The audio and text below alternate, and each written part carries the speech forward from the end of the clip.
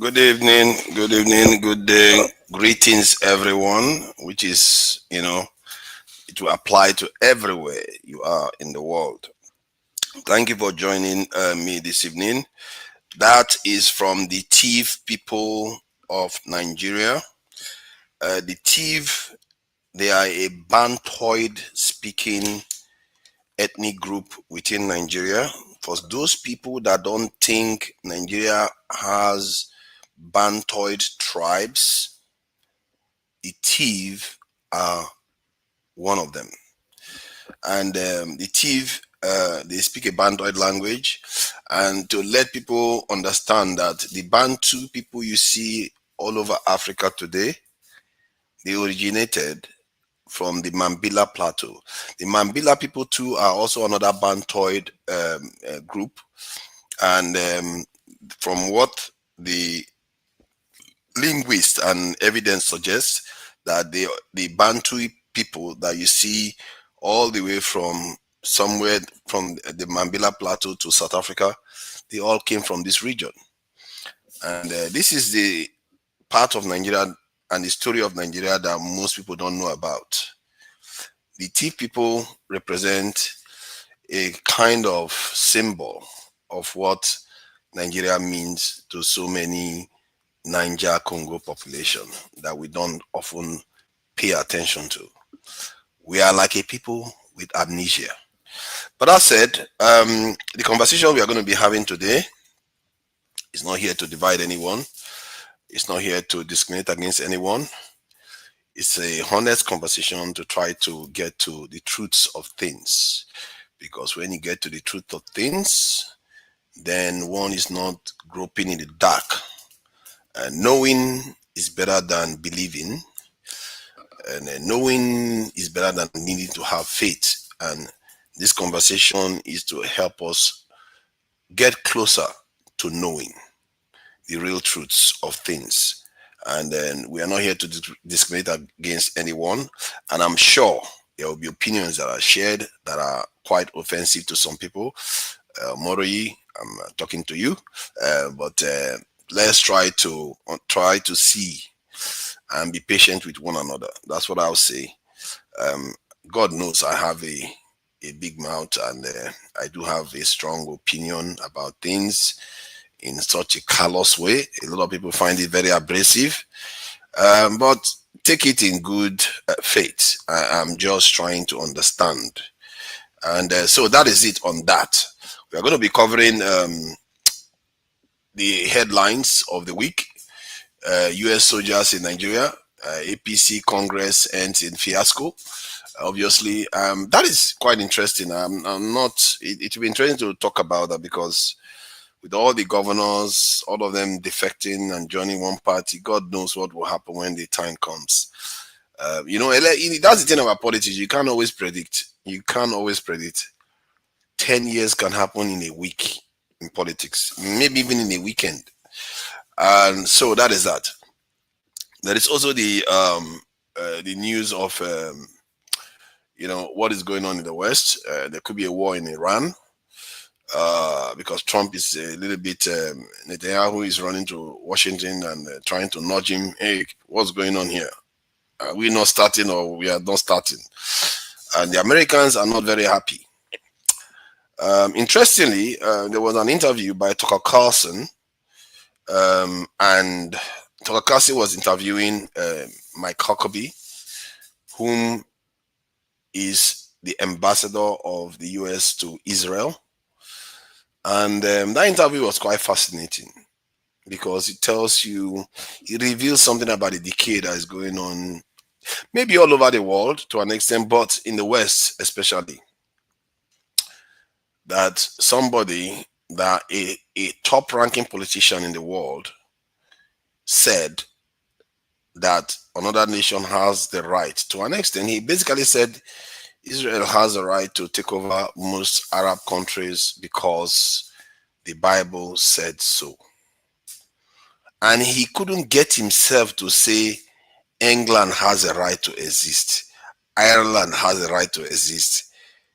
This is a US diplomat. Couldn't get himself to say that. Even I can say that. Even I can say that. England has the right to exist. UK has the right to exist. Nigeria has the right to exist. Come on. But he couldn't get himself to say that because the only time he says such a thing is to say Israel has the right to exist. So he cannot say it for anyone else, which is strange. But that is that on that front. Let's put a pin on it. I'm sure those that are paying attention to the news must have heard that the UK is doing what they do best. Whenever there is a crisis that is about to topple a lot of people, the UK gets ahead of it and start toppling its elites very quickly. I think the UK, they are one of the few countries that are very, very quick to sacrifice its elites before things get out of control. Prince Andrew has been arrested. And who knows, he may even be extradited to the United States. While in the US, they are busy redacting top or Epstein people that are conspiring with Epstein. They are redacting their name, trying to shield them, saying his politics and all the rest. So that is what you get in the United States. But in the UK, even if Peter Mandelson has fallen, Prince Andrew, or maybe I don't know whether you call him Mr. Andrew now, he too has fallen, and rightly so. I must say the UK is moving quite quickly.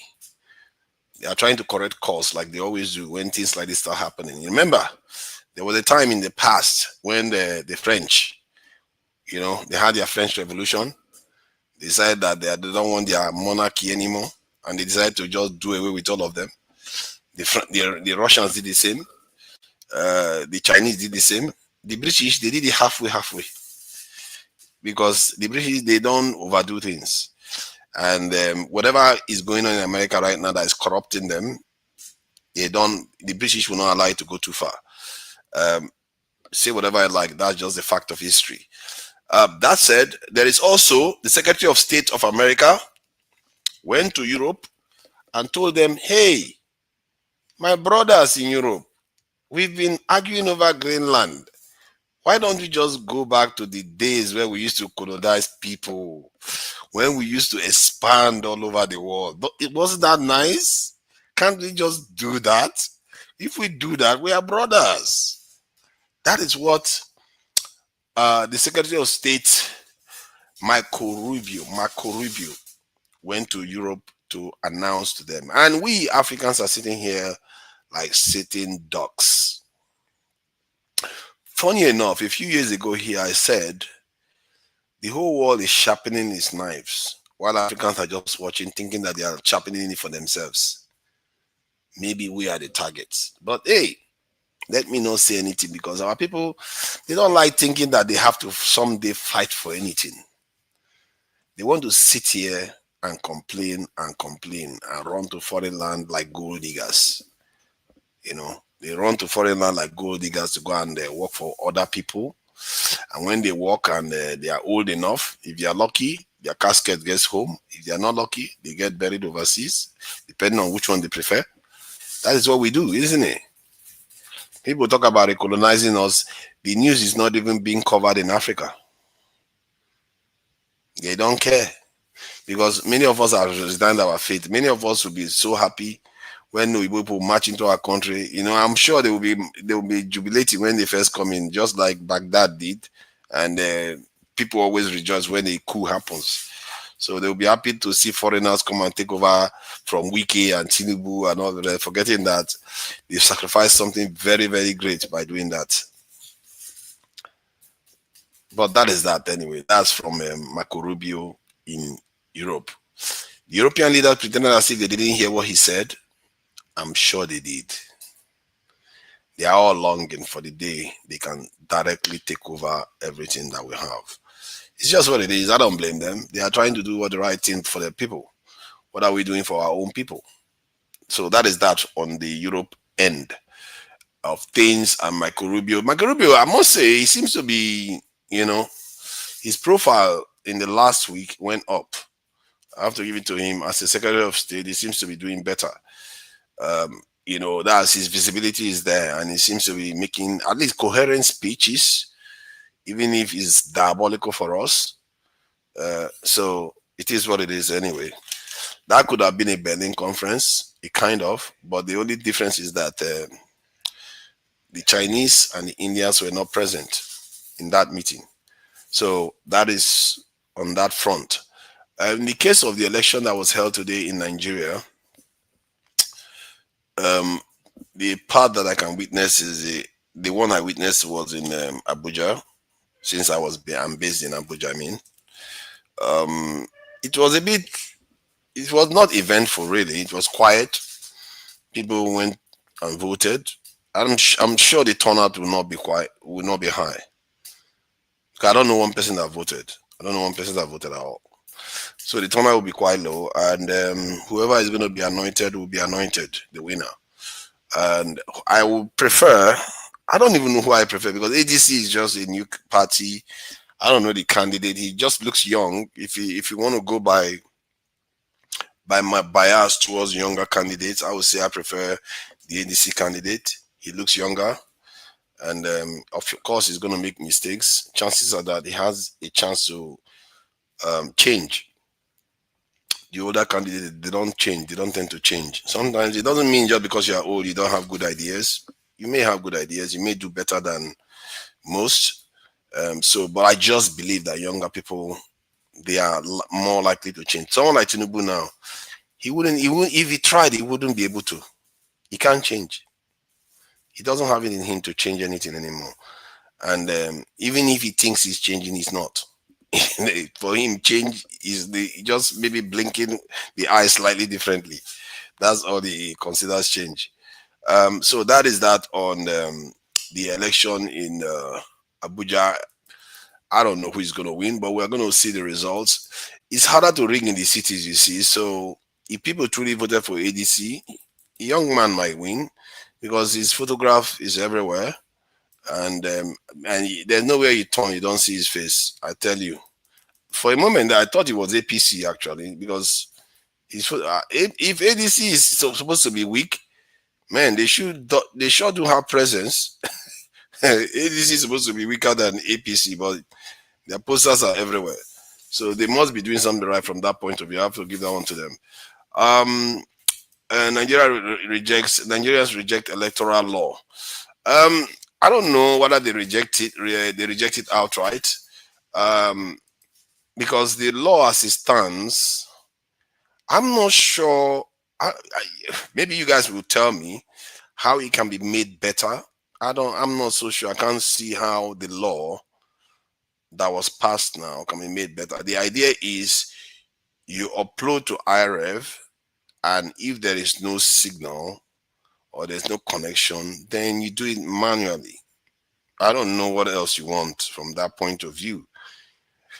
My own recommendation is if too many polling stations don't have connection, and let's say 80% of, let's say, an LGA has to rely on manual collation, I think that election should be redone, because that manual collation is where the funny business happens.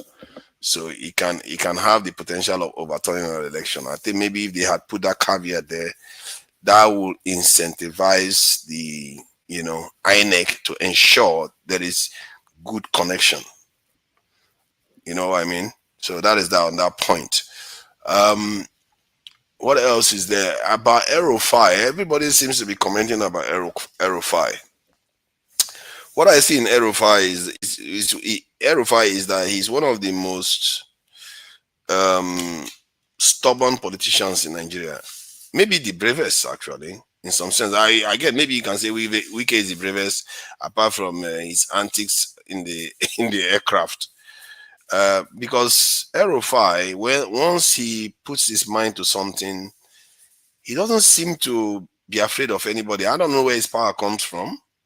Someday we will know. Maybe there's an Epstein kind file out there that will know where his power comes from, because El-Rufai was the man that said they were going to form a parallel government against Goodluck Jonathan. When I saw that video, I was like quite surprised to see an individual saying in Nigeria they are going to form a parallel government.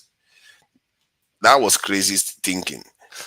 That's El-Rufai for you. He knows how to up the ante, creates all kinds of, like, I will up you one and you do your worst. That's his approach. He was the politician that defied Buhari when Buhari wanted the naira to currency to be swapped, that they should not distribute the old currency. El-Rufai came on TV and defied the president, and he got away with it. He defied two presidents that I know openly, publicly, and got away with it. And he may also defy this one. The question you have to ask yourself is,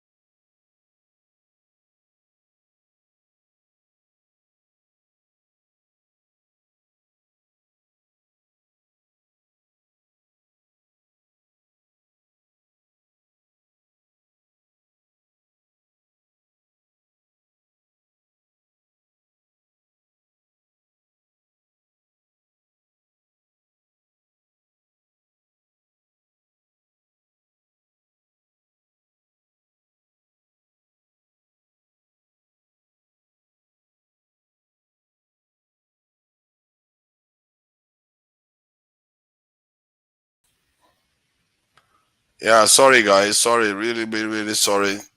I don't know what's going on with this internet, man. It's really like, when you're in Nigeria, I guess that's what you get. You get what you get when you're in Nigeria. It's quite messy out here. It's like my connection just completely cut off. Zero. No any way to come back online. And I had to basically restart the router for everything to even start working again. It's just unbelievable some of the things you see in this country. And what can you say? I've been in the UK streaming from there all this while. I never had one issue like this. This is just crazy. You can't keep track of anything really. But what can we say? So sorry about that, viewers. It was a glitch, and try to forgive our shabby country. It's us that did it. We caused this problem, and the country, you can't get good connection. This is what happens until we sort out our internet connection. We're going to keep experiencing these our problems within the country. I really feel bad for Nigerians that have to work overseas and communicate with people. Can you imagine being in a board meeting? There's power outage in Nigeria and your internet connection goes away. Goodness. Why do we have to disadvantage ourselves this much? Why do we have to disadvantage ourselves this much? I don't understand it. So, the news, like I was saying about El-Rufai, he seems to be an unusually powerful person. Maybe his people decided to cut my line. I don't know. I don't think so. I think it's just Nigeria internet doing its thing. But I said, but it seems also to be a man of his word. Because I think Chim played a video of him upholding a kind of pledge they made to the current president that they were going to back him, because they made a pledge. They could have decided to renege on the pledge. And I think some people within the Buhari government reneged on that pledge. And maybe others did too. But El-Rufai stuck to it. And when he's fighting on your side, if El-Rufai is fighting on your side, be careful. That's the opponent should be very careful if the El-Rufai is fighting on the other side. And Tinubu should be worried. And regarding the poison, it sounds crass. It sounds almost like a betrayal. And it also sounds like he's trying to tempt the government to do something. Like, like poke you in the eye and say, you do something. Let's see what you can do. Do your worst. You are buying poison. I see, governments buy all kinds of things. That's true. And some governments abuse power more than others. That's true.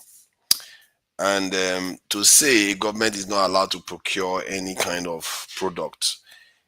How about the country that has that product? What should the people say?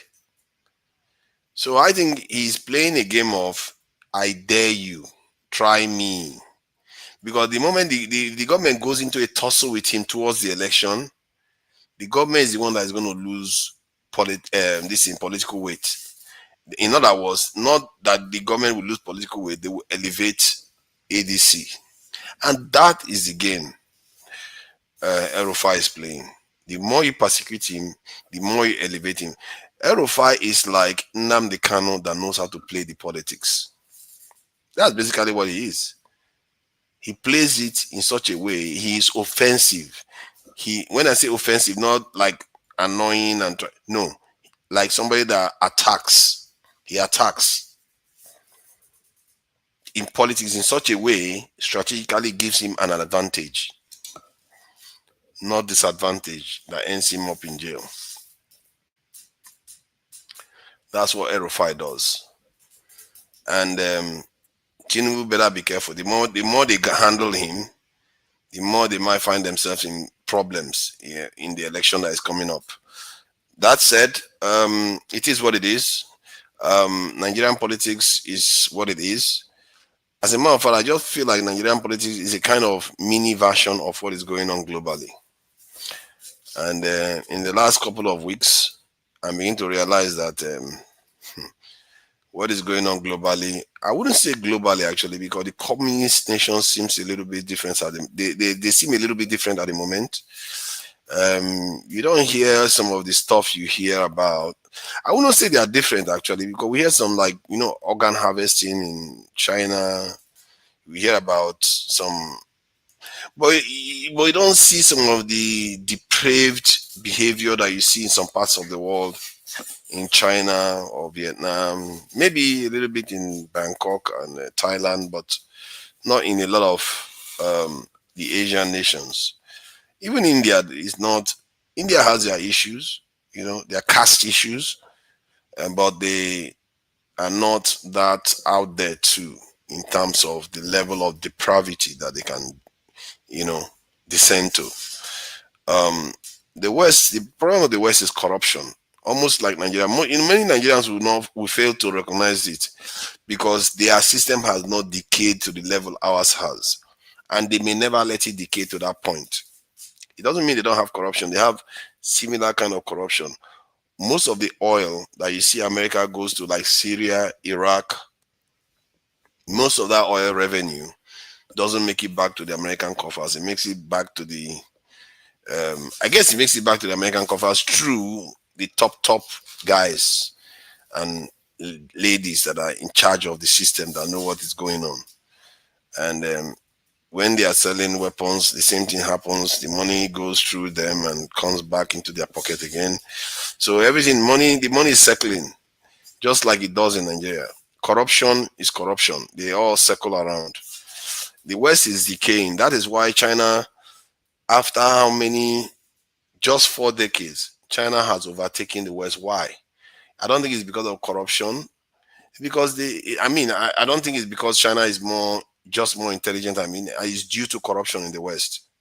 The West, they could have been investing in their people more. Instead, they are busy investing in the elites, in their depraved, sensibilities. That's what they are doing, and you can argue that the same thing is happening in Nigeria too. Most of our wealth is to service the elites and their sensibilities, taking their children overseas, getting overseas treatment for their health problems, building houses in the West, going there for holidays, buying foreign cars, spending foreign currency. That's all they do. Those sensibilities are corrosive to any society, and that type of sensibility, you see that in the West too. That's why everybody is saying that they're coming down, they're coming down, they're coming down. That is where the similarities end, though, between them and us. They can recover like that because their decline is not, how do I put it? It's not sustained. It's not unsustainable. You see what I mean? Their decline is not unsustainable.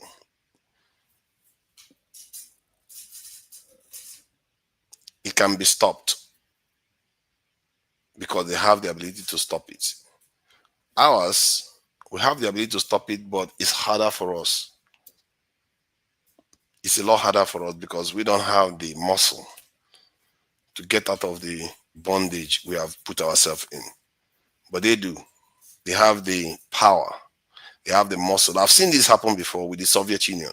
When the Soviet Union fell, Russia fell to pieces. The mafia was controlling everything. 4 years after Putin comes into office, Russia is back on its feet again. So the decline of Russia was not inevitable. You can easily reverse it because they pack a punch. And the US, even if they are declining right now, they can stop it. They have the power to stop it, and they have the luxury. Before we are going to be able to stop it, there's going to be a lot of problems. I don't know whether we have the power to do that, because we have just been in such a terrible state. And anybody that wants to come and talk about these things can come and talk about them, because there's quite a bit of news out there. We in Africa, we don't like to talk about certain things because we are scared. Let's face it, most of our top news outlets, most of our top, even see, to show you how scared we are, most of our top Nigerian YouTubers are scared. That is interesting. Actually, it's a very, very interesting thing when I think about it now, because I have seen Kenyans talk about the Epstein file more than Nigerians. That's what I mean by Kenyan YouTubers come out and make documentaries about it than Nigerians do. And that is telling. Is telling. Because Nigerians can't wait to twerk. They can't wait. They are scared. They are scared and they are waiting to sell. They are waiting for money. They don't want to say anything in case the money that is going to be coming from the West doesn't reach them. And yet they will be the ones will be very, very happy to go and criticize their president for running to IMF to beg them for money and listening to everything the IMF says. Whether the IMF they listen to the IMF or not, their president is governing for the West, being caretakers for the West. They don't like it, but they too are doing the same thing, because it's very strange. If anybody knows a Nigerian YouTuber or even TikToker that talks about the Epstein issue, let me know. That even talks about the Israeli conflict, let me know. Just let me know. They won't. They won't. Because they are already, many of them are just waiting to get paid. And yet they will accuse Nigerian news, news stations and journalists of taking brown envelope. Nigeria is a brown envelope country, let's face it. Africans, they call us what did they call us? Begistan? Abegistan. That's what they call Nigeria. We beg. Let's face it. Let's not sugarcoat it. This is what we do. That the fact that you don't see a lot of Nigerians talking about that issue tells you many of them are even ashamed, because they know they praise these countries. Many of them, they will praise these countries and die for these countries before they die for Nigeria. That's why they don't say anything about it. That's why they keep quiet. That's why they are all too happy for Trump to come and bomb. As a matter of fact, that's why many of them will be happy to be colonized. And you wonder why black people never move forward. I tell you, Nigerians are the core of the problem. Nigerians are at the core. Whether we deliberately did it to ourselves or the people that actually know what they are doing engineered it to be this way. Now we seem to be there to prevent things from changing on the continent. That's as if things are that good. That's why you see, whenever you see any serious controversial issue happening in the world, Nigerians, they are scared of talking about it. They don't want to talk, because when we say the world, if this was Russia, they will talk. Oh, if it's Russia, they are happy to talk. I can tell you that Nigerians will happily talk about Russia. They will happily talk about China. But when it comes to America, United Kingdom, don't do that. Oh, don't do that. The Nigerians might even talk about France a bit, but don't bring America into it. Don't bring United Kingdom into it. Don't do that. You do that, they will just start, thinking, I don't know, man. Maybe some of them, they have wives. Some of them, they have business partners that they worry that if they say certain things, it's going to ruin their chances. That is the name of the game. That is why some news don't get to Nigerians, so that the Nigerian people's eyes open. Why would you not tell Nigerians some of the most heinous things that has come out in the West, so that they know, the people that build these systems, so that our people know their culture? Why would you not tell Nigerians about what some of the people in the Middle East are doing. So that when they know that these people, they are elites, this is what they do, they will think twice when they just want to run there and think that that is where heaven is. They don't tell them. We don't tell Nigerians anything. Why would Nigerians know? I'm telling you, Nigerians are some of the most ignorant people on the continent. And it's not even that statement is not an overstatement. It's almost like it was deliberately done. They keep us deliberately in the dark. I don't know about the Francophone countries.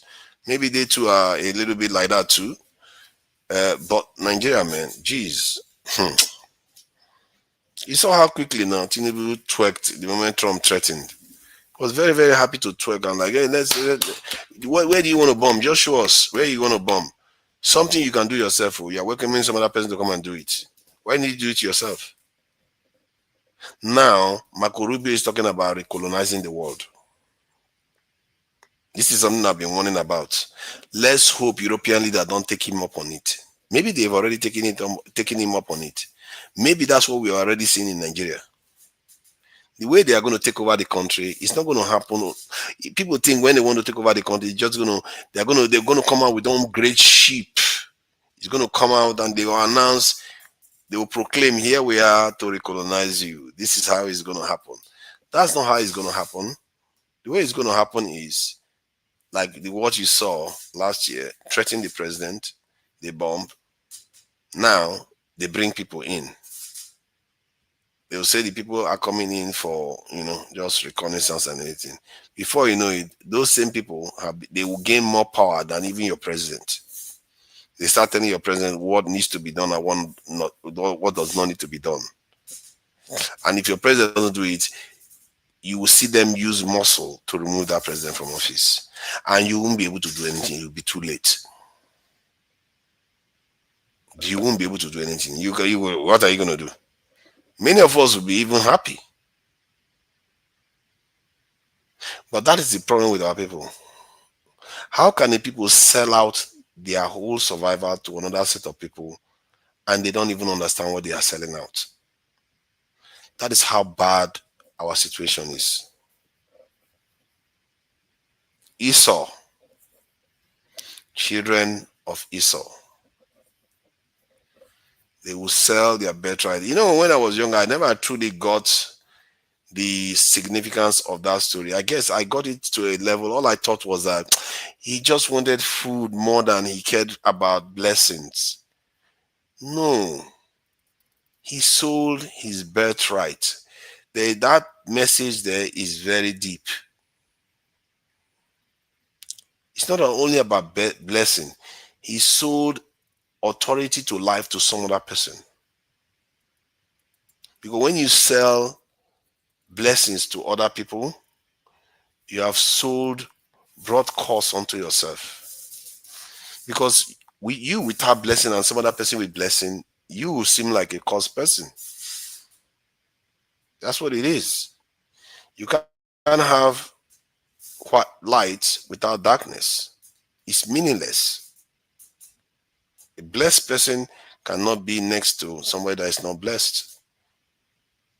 That's what we do. We sacrifice everything so that others can take over. Whatever they decide to do, you don't have control over it. We don't understand that. We don't understand that if they decide that, okay, every week we're going to be marching 20,000 Nigerians into this hall and they will never return again, you can't stop it.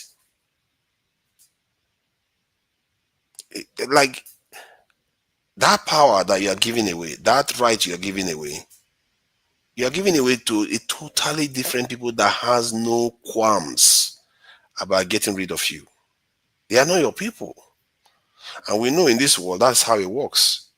I wish they feel for us, but history has suggested that it's not their job to feel for us. It's our job. How can you not feel for yourself and you want others to feel for you? Why are we this way? Dr. Damage is often asked, who did this to us? Yeah, you can ask. There are so many ways to look at that question. Who did this to us? In some ways, we did it to ourselves because we refuse to change. In other ways, you can say the outsiders, decide that they are going to make us this way with their own power. Somehow, that one seems to have won through. Is the one that controls the current situation we are in. Because if we had decided to fight it and change, we wouldn't be in this place. Many of us, to show you how we are one strange set of people. And I've seen sometimes Trump will do some stupid things. Our leaders will not say anything. Our people will not say anything. Even our YouTubers will pretend as if they don't hear it. If you go online, you see our YouTubers, they don't talk about anything else. They hardly talk about anything over international. While the rest of the world is talking about, as a matter of fact, if you go online and you go to America, you go to UK, most of them are talking about things international. Most of them are. But Nigerian ones, insular. They barely even talk about fellow African countries. It's recently they're even starting to do it. Before, they don't even do it at all. It's recently we have someone like David Hussein, like a lot of people like to badmouth here. At least he's there putting his own geopolitical views across. At least he's there. We don't have people that are willing to tell our people the truth. They just keep it, pretend as if the West is all shiny and they are angels. When clearly it's not the case. We have reason to put ourselves first. If you cannot put yourself first, they don't blame other people for taking everything that you've got. I really think that this is not a tribe thing. When Oyibo people start telling you that this is not about politics and everything, things have hit the fan. You see a lot of American conservatives and Republicans telling you that what they've seen now with the Epstein files, this is not about politics. This is not about Republican versus Democrats. This is about good, not even about rich versus poor. This is about good versus evil. Do you see Nigerians talking about that? Like Trump is in office. It's like APC people coming out right now and start saying this is not about APC versus ADC or Labour. This is about evil, good versus evil. It's not even about rich versus poor, good versus evil. That's what many of them are calling in the West. That's what they see their leaders do. That they have decided that no, this is not going to ride. I mean, me too. So I've advised many of our American brothers. I've told them the way America is going right now is not looking good. If they start a big war, it's not going to look good. If they deport everybody, it's not going to look good. The Epstein file one is not going to look good. Nothing looks good. You have to be careful. And when I am in Nigeria, I've been in Nigeria for a while. I tell you this, I know why people leave Nigeria. Because Nigeria is frustrating. But it doesn't take a lot to make Nigeria less frustrating so that you can actually live well here. It doesn't take that much. I'm telling you, I can see on the ground. All you have to do is organize the people. Just organize them. And it's not even, you don't even have to necessarily take over the government. Just clean the streets, paint the houses, make the area look livable. Maybe contribute a little bit to the hospitals and make sure hospitals have better doctors. Do some of little things. Just do little things and you'll be surprised how well the country functions. I am in Nigeria right now. I can tell you that there are so many things I see in Nigeria. I think, man, this place is not so bad. Yes, it's shabby, it's dirty. The culture that developed is rubbish. But still, The most essential part, the sun, even the Amatan, the land, the people. You don't have to second guess yourself. You don't have a woman looking behind you. Whether they are judging you, you don't have that. No, you can't give that one away. You may not feel it at the back of your head, that part of your brain that you have to use to translate and watch people all the time when you're overseas. No, that is gone when you're home. Yes, another one will start. You have the tribal one, you have all the other religious stuff, but still, you are in Nigeria, you are in your country, you are in your land. I know why we go. There was a time during Jonathan when I saw the tide turn. More people were coming back to Nigeria that wanted to leave. So it doesn't take a lot to bring Nigerians back. It really doesn't take a lot. And Nigeria was still shabby then, by the way. But it just felt a little bit of hope. And the economy was growing. People were returning into the country. It's a shame how our leaders, they govern the country to make sure they put pressure on the people so that they want to leave. Because that's their mandate. Maybe that's their only mandate. Keep supplying us souls to come and serve us while you still ensure the natural resources are flowing through. Maybe that's their true mandate, because that's how they've governed. Because how can you see a situation whereby your people start returning home, you don't do anything to encourage them to carry on? Instead, what you do is encourage them to leave. So that's my experience of what I can see with our people. And I've said it before, and I'll repeat it again. Nigerians don't talk about things happening overseas because many of them have sold out already. They are hoping that they get funding, or some of them are hoping that they get approval, or they don't want their visa to be blocked. Many of them, our faiths, the way we live our lives like we can't afford to offend the British or the Americans. That's how we live our lives. That is such a small life to live. You barely can even visit those countries. They lock you out. Why don't you just start looking inward? Look at it. You have a massive, great continent out there. Maybe the greatest. We don't do that. We focus on everything else. We don't want to call them out when we see nonsense going on. We pretend as if we don't see it. And I think maybe I will be calling out our Nigerian YouTubers now. When I go there, I'll be like, why are you not talking about this international news that is occurring?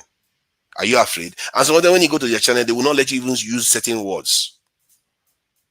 They will not let you use certain words because they are scared. So welcome, Omori, before you get upset with me. So I know you can take the whole. No, you are an orator. You can speak for money tonight without getting tired. You can say opening prayers and say closing prayers. All of us will go home. So I'm listening to you. I'm learning to you. I'm a student. I'm a good student. Thank you. I appreciate you. I hope you at least you take some truths from what I've said. But this El-Rufai issue, I see El-Rufai as, because I didn't know everything he did when he was governor. Some people say he was very nefarious and all that. But I also see somebody that seems to be principled, and El-Rufai is the most hawkish politician against terrorists in Nigeria by words. I don't know what he has not done physically, but the way he talks about terrorists, he was like, we have to go after them. We have to build our security forces. The way I look at it too, El-Rufai is one of the type of leaders that you want if you want to change Nigeria's trajectory in this world, you need people like that have like strong ethics, strong mind, and they are not afraid. You need somebody like that. But maybe all he's doing is just for show. I don't know. So I don't know what you make of El-Rufai. All right, you want my opinion, right? All right. Yes. So when I wanted to come to the show earlier, I was on the road, my network wasn't stable. So thank God I have another opportunity to hear my views. Honestly, forefather, I don't, maybe the way I think there's something wrong with some of us that feel there is still hope when people are saying we have been captured. I don't belong to those people. My upbringing, right from secondary school, I don't belong to a group of people that feel we have been captured. But the problem is basically with us, the people. I will explain to you. I'm not too comfortable discussing El-Rufai and Bola Tinubu. And there is no difference between these two people. El-Rufai is an embodiment of a lot of things. The good, the bad, and the ugly. A brilliant guy, sharp guy, you know, depend on the angle you're looking at El-Rufai from. If he's doing you some favor like he did to Tinubu and APC some years ago, they say he was brilliant, he was smart. Now that the tide is turning against him, those people see him as evil. So I don't feel comfortable discussing these people who don't really have any disagreement apart from their political interests. When their interests align, they are the best of friends. If he crosses to APC tomorrow, his sins are forgiven. I don't like when we gather, we feel, sometimes I listen to you, I think you are brilliant. I don't want to, for want of better words, I think you are brilliant. But when you people come again, you contradict yourself here and there. I don't know what we want as a people. Somebody came on this show earlier to say democracy is not working for us. If democracy doesn't work, is it anarchy that will work? Is it dictatorship that will work? Is it monarchy that will work, where they were sacrificing human beings for their own selfish interest? I don't know what we want as a people. We know the truth, but we shy away from the truth. Some people, this is the same reason why people go to foreign land looking for a foreign desire in people like Donald Trump, thinking their help will come from abroad because they are cowards. Because they are cowards. So, I mean, I don't feel comfortable analyzing El-Rufai, the fight between El-Rufai and Tinubu. I'm not that kind of human being. They don't have any disagreement. No, they don't have any battle among them. The only issue, the only thing you see right now is political disagreement on matters of interest. If their interests align this evening, they will come back and they will be the best of friends. This is El-Rufai, the same man that took the battle to Tinubu in Lagos, telling the Arabians of this world and Tinubu opponents in Lagos that he knows how to deal with godfathers. Between that time, that was a few months to APC primaries. Between that utterances on El-Rufai and when Buhari was neither here nor there, everybody thought he was going to support Osibajo. Later, people thought he was going to support Amechi. Later, he was even trying to bring up another Northerner in the then Senate president called, what was that man's name again? The then Senate president. So he was so inconsistent that people could not really predict him. He took the life of El-Rufai to penetrate the heart of Buhari, to make people understand that they have to support a certain candidate, that the Tinubu was their candidate. So between when he castigated and blasted Tinubu in Lagos, when he took the fight to Tinubu in Lagos and when he turned 360 degrees, making Tinubu their candidate of APC, you want to ask me what transpired? What happened overnight? It was all about their interest. They needed to win the election. And they saw that, factor in Tinubu. So after winning, Tinubu turned 360 degrees to tell El-Rufai what you said a few days ago. I've not forgotten. I'm going to pay you back in your old coin. They took him to the Senate to humiliate him. Like I said before, I'm not comfortable analyzing these issues. They are non-issue to me. They are primordial issues. These are not things we'll be talking about. And people came here earlier, bringing results from Abuja, who is winning who, the agency candidate is winning where. I'm just looking at Nigerian intellectuals because they are abroad. They feel comfortable. They feel comfortable coming to the show every week, like Sunday tonic or Saturday tonic, every weekend tonic, talking about what politicians are doing. We're not talking about how we need to be liberated. They're waiting for Donald Trump, their greatest enemy, who called their country a shithole, to come and liberate them. You know, the same people that make them miserable. See, forefather, we're like people that don't learn anything. from our civil war, for the 1966 coup, from the Operation Waitier, from the colonialization to the slave trade. We don't learn anything. And people that refuse to learn from history will definitely end up on the negative side of history. People came here, intellectuals came here today analyzing issues. If there's anything Tinubu could give to Nigerians, at least this electoral law. We once had a president who won, that's why his victory came to tell Nigerians that though he won, he wasn't comfortable with the way he won. He saw the need to turn things around. He was the beneficiary, immediate beneficiary of that ringing. But he was easily had the courage to say the process was wrong. The process was faulty. So he was actually doing one or two things, although he died in office before he passed. You could see he was the genuineness in him. Intellectuals gather here. You were about 10 on the platform. You are analyzing the result already. The same thing that Kikobi at Obobi, from what they are saying, but what we got from Obidien, they said they won that election.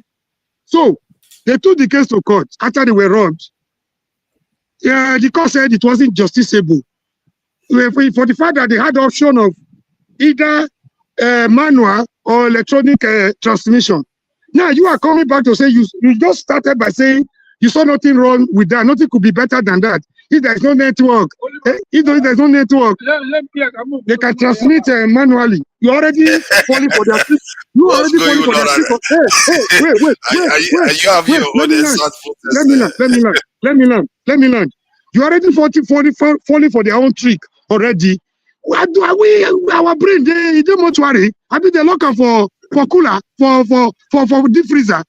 Now, that lacuna there, that single option they're giving you, the option they're telling you, if there is no this, there should be this, is the whole thing that will mess the whole exercise, the whole process up. That is a dangerous trap right there. It's a big political trap they have set for you. So you guys are already falling for it. Why the option? They're telling you there will be no network.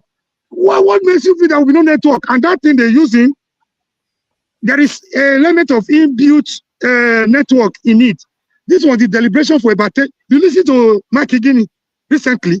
Those were the people that knew the problem of Nigeria, the flaws of Nigerian electoral system.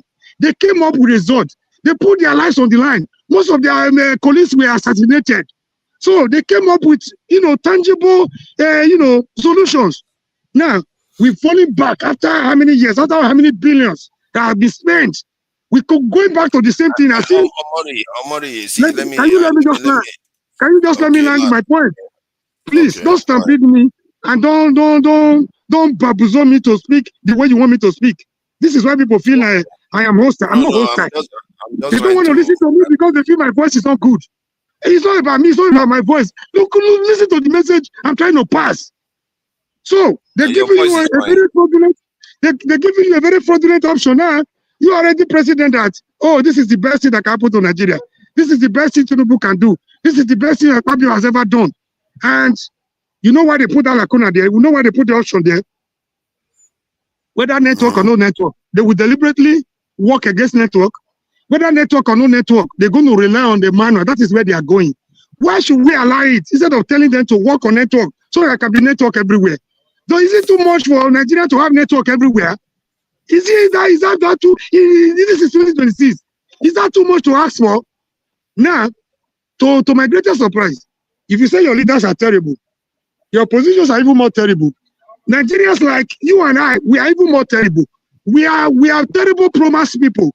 We are we are extraordinarily hypocritical. We are people we are not sincere with ourselves. Now, I saw Obi last week with his team of obedient campaigning in the midst of this electoral fraud, in the midst of this daylight robbery. You are campaigning for another election under the same electoral fraud that robbed you in 2023. Today, you guys came here and analyzing the result already. By tomorrow, when we have another session, mark this one down because it's going to be my reference point tomorrow. You're going to be telling us how you were robbed, how the election was manipulated, how we did this and that. Are you guys okay? You're doing the same thing over and over. In the same process, you are expecting a different outcome. You guys, you like talking every day, every weekend. I think you guys are benefiting from the talk we talk here. Most of us are not comfortable with it. I belong to a generation that hijacked a plane from the air. We were going to hijack more place if IBB did not step aside. I'm giving you a secret today. I belong to the nation that crippled Nigeria. We do everything we could. We were shot at. We tear gas. We went to jail. We paid the supreme price for us to have the democracy you guys are, talking about today. So I rest my case. You guys are not ready. If leaders are they are too nice. No leader, no politician will come that will not use us to shine because we are gullible people. We are very subservient. We are naive. We are not sincere people. We talk and talk and talk and talk. We don't even know what we want. If we don't know where we're going, we'll probably end up anywhere. Thank you. Yeah, thank you, Omori, for that. First of all, I don't know why all these people that fight for people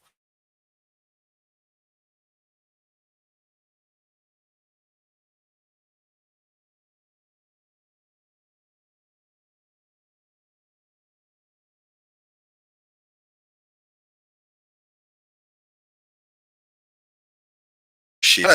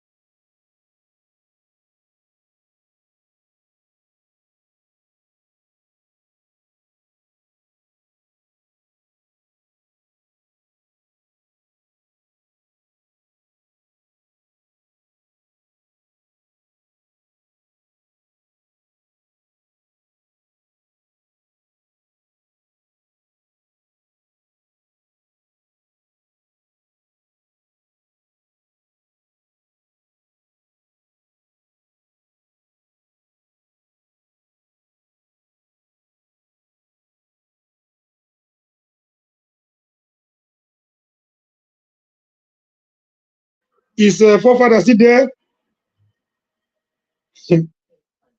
I think maybe they have kidnapped a forefather in Abuja.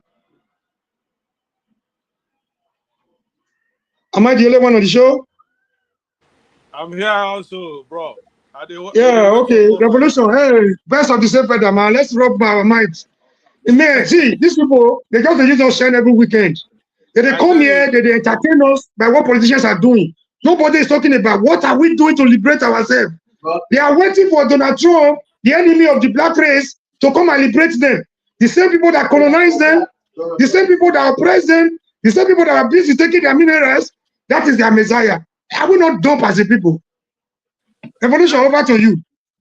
Yeah, thank you, my brother. Respect to you, Omori. I was there earlier on today. If you see what thing they do me, I have to tell them, say, okay, they're already collecting results. They are waiting for results again. They're waiting for another thing to open. Tomorrow they will come here and tell us how they were ring out. Are we insane? We are not insane. They are insane. Because we are telling them. My brother, you do one election under fraudulent law. The same fraudulent law has been repassed, and repassed again into law. You instead of clamoring for enough is enough, we not go agree. We not go agree. You are busy campaigning for your candidate in Abuja. Today you are busy doing another election under the same fraudulent law that will take you nowhere. And that will lead you to another political oblivion. Now you are the intellectuals were here today gathering results, collecting results. I mean, I think there's something wrong with us as a people. There's something wrong with us. There's something wrong, oh. There's something wrong, my brother. 85% of Nigerians, something is wrong with them. And we don't open eye, we they tell them, say, make una wake up. Something they wrong with you now. But if you talk, they go say, what you they talk. This one don't know anything. You see, today, earlier today, I see say you said was coming in, going out like me. He can't nearly reach my turn. He reached, now, in fact, now my turn, my brother. Now, so they change the Dr. Damages come past the baton to Tinubu brother, which is called Chim. Now, so Chim enter, change the whole show. Now I say, make I talk. Oh, he just tell me, say, if I talk too much now, he go just throw me out of the show. I saw, boy, reach that one. Now I run away. Tell her, say, my brother, I'm sorry. Oh. You see, what thing are they try to tell them, Nigerians? First of all, I tell some Nigerians, say, many Nigerians, 85% of Nigerians will go tell you, say, then go school. Omorie, forefathers, whoever is listening, many of them, really, they no go school. Only what thing they feel give us be certificates. I'm a graduate. That's all. That's only what thing they go feel provide. Not be say they no read them, they qualify, but and they try to tell them education no be say you get certificates. You know the time why I enter Europe, now I see say education no be say you go school. Education be say you get moral. You no agree. You dey talk something, I no go agree, I no go agree. You get what thing they go do you go tell the person, say, nah, brother, I no go agree. The person do and just to test you.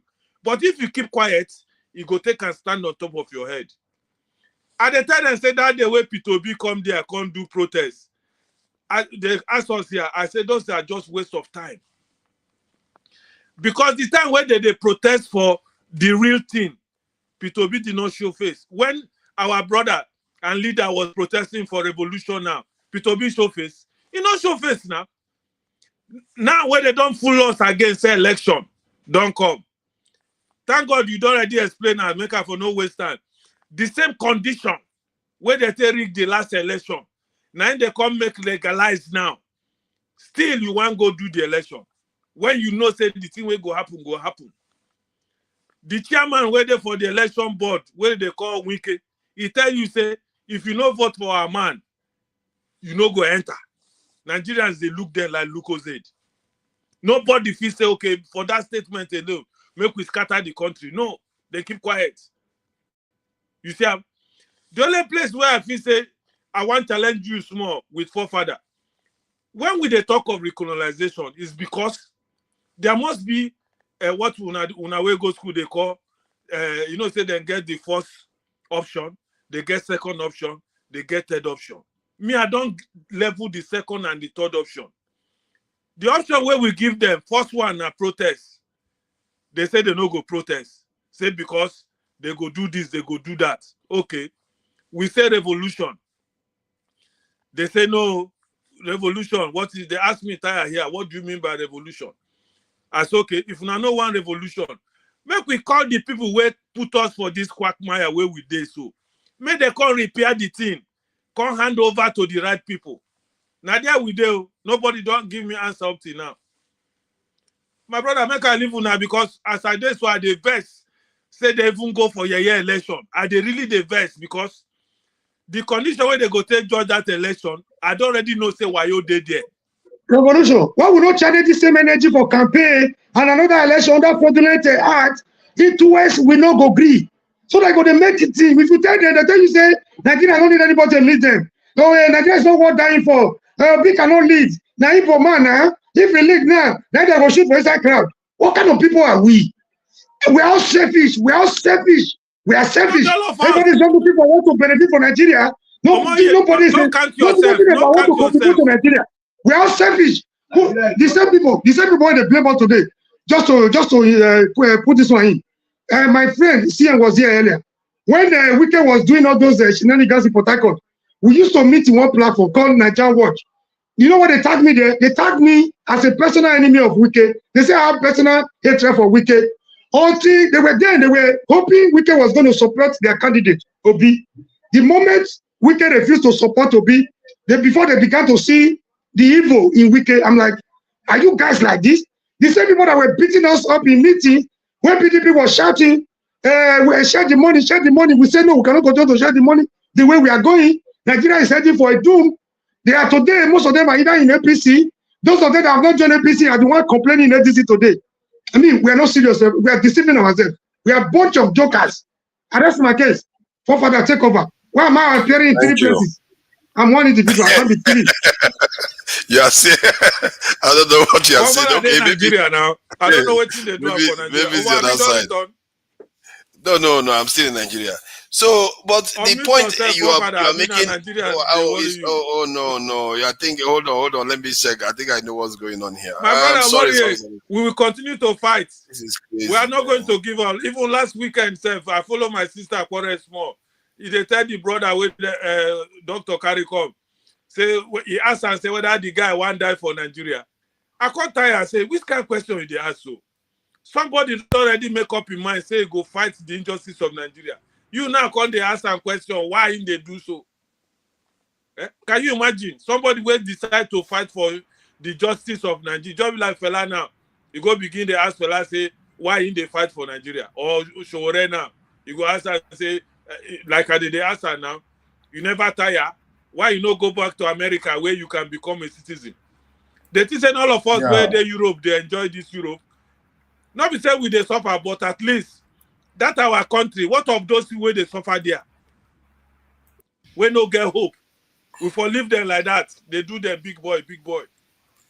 Can you hear me? I don't tire for Nigeria. That election, can you hear me? At all. Because before you go play football, they must give rules and regulations. Yes. So that the referee go follow up. Thank you. Not be when they tell us say they go rig election, you can't enter the election. Then when they rig them again, you go begin complain.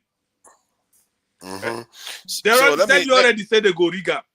You can't hear me. For come out say we no go agree. Make them change up. Then come out 2 days protest. Waiting happen.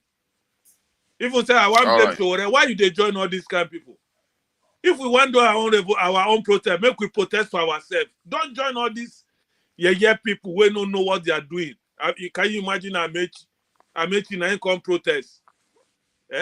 People who hold about the money where Nigeria money where they are Amechi pockets. If they lock Amechi for toilet where they smell, you go. If Amechi no bring out money, you go bring up to 2 trillion naira where he hide. Now come they protest for Nigerians. Can you imagine? No repercussion. The people who steal our money, they still they make noise. They still they go up and down. Now Nigerians still want vote for. So that means they do not commit a crime. My brother, me I there for work, Jerry. I just say make I talk. But forefather, nobody know. Omari, they hear me. I can hear you. We can hear you. But you can't hear us. You can't hear us. So what I see in this is that I think Omari misunderstood me when I said. They hear me? Yes, we can hear you. We heard you. Can hear you, but you can't hear us. Omari misunderstood me when he said that I said that the current reform to the electoral bill is the ideal one, because I went on to say yes, from the point of view that there is no other alternative. We make it look like you have to transmit. What if people start jamming signal completely just for the heck of it? What are you going to do? Are you going to say the election is out of the way indefinitely?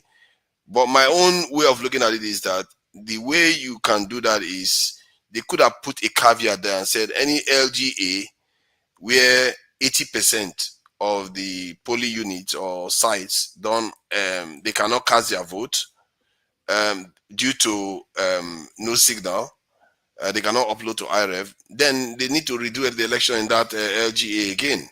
You could see that kind of situation occur where you make sure they redo the election if people are not up, because IREV should be one of the ways to count the election, which is something that they have acknowledged this time. They didn't acknowledge it before, like IREV was a valid way of counting the election. This time they have acknowledged that IREV should be one of them. The problem now is if that IREV method is completely circumvented, they should have put a quote there and say, you know what, because that's the most transparent method, and if it's completely circumvented, then the election should be reheld. You can't now just hijack it in manual system completely. That might take from the point of view of this thing, if anybody wanted to make an argument. Secondly, he also made an argument about Nigerians rejecting democracy. And, you know, like they fought for democracy. Why should Nigerians reject democracy? People reject democracy because democracy is not doing very well for them. What I would have expected Omorich to be thinking about is, how do you give them a better democracy? Because the democracy we have now is not a good one. That's why I always tell people, look at the Swiss model. It's a form of democracy. You don't have to go to a dictatorship. It's not always good to go to a dictatorship. In Nigeria, Nigeria is diverse. You go and create a dictatorship, before you know it, one side is going to start complaining that you are getting too much favor, and the whole thing is just going to blow up again. Nobody needs that drama in Nigeria. So that's how I see it, Okwegolo. I know that they come after you quite a lot, and you are like a customer for them right now. You're kind of trolling them. You to be fair, some of them, they have a bit of valid point when they hear you sometimes doing some of all those things. But I try to see beyond that, because I know that you also have this other understanding that most people don't have. And you know, you are one of those people that you know about the stuff that is going on with Epstein. You know about all those things. Many Nigerians don't care. They don't know anything. If I ask Omori about it now, he's going to be like, he's going to go blank.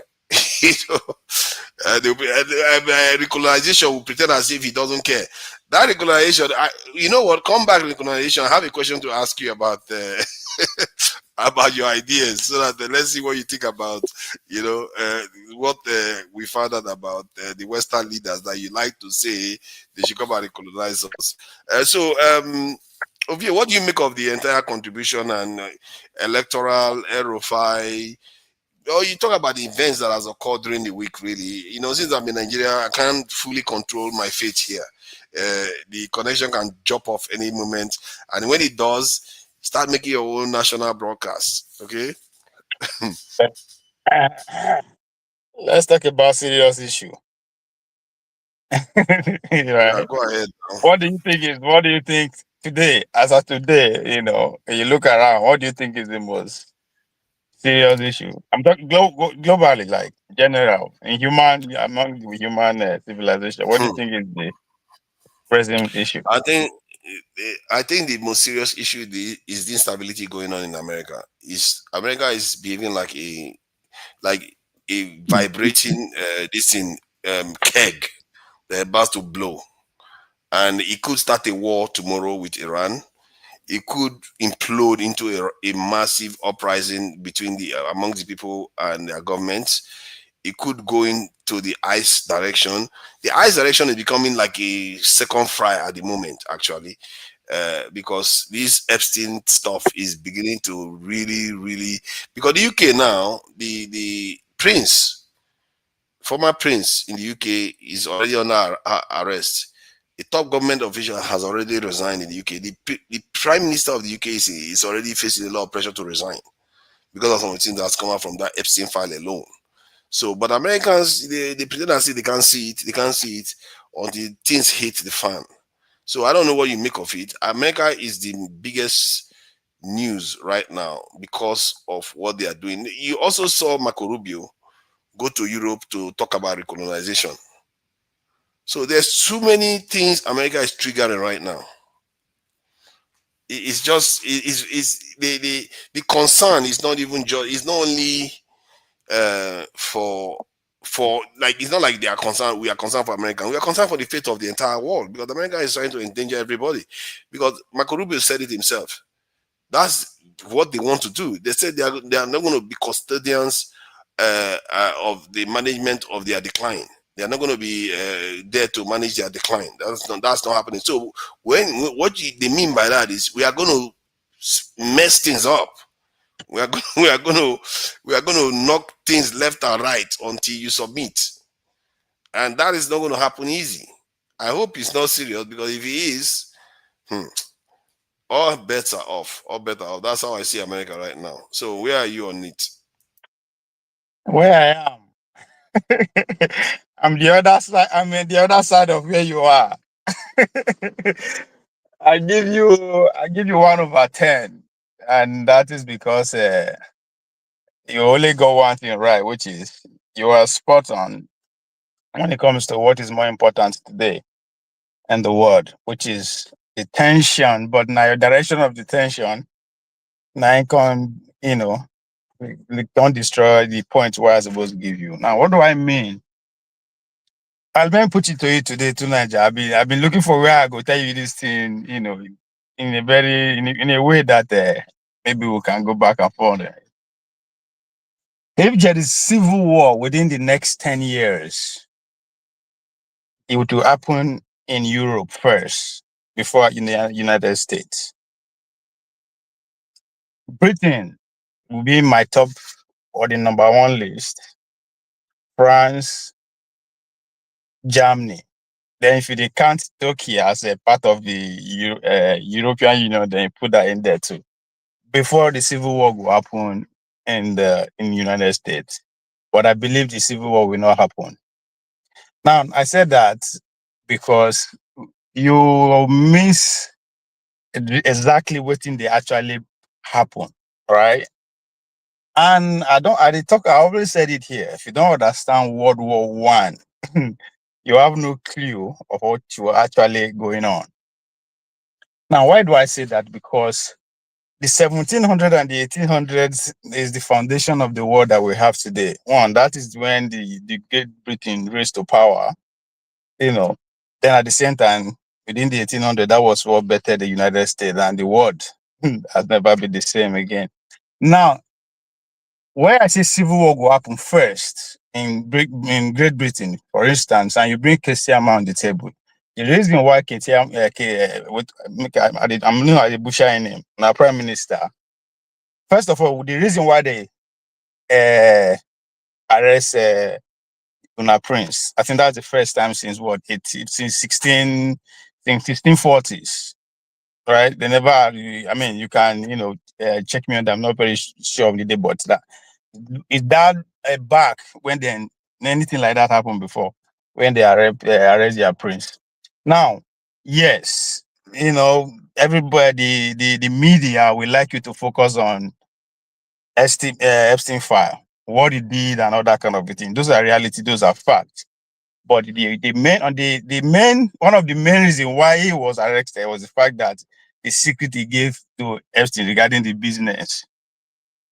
And to understand where that secret is very important, I think I said it here, maybe dated by 5 years ago now, that the British royalty, as we say it, I don't think we see exist by the year 2030, and people thought I was crazy. I think that during when Queen died, or during when that their prince with the American defense program, I think that's when I said that people thought this guy is crazy, right? The institution, power, the last power of the Great Britain to kind of interwoven with the globalists. To Nigeria, you understand the dichotomy of the globalists and the nationalists, right?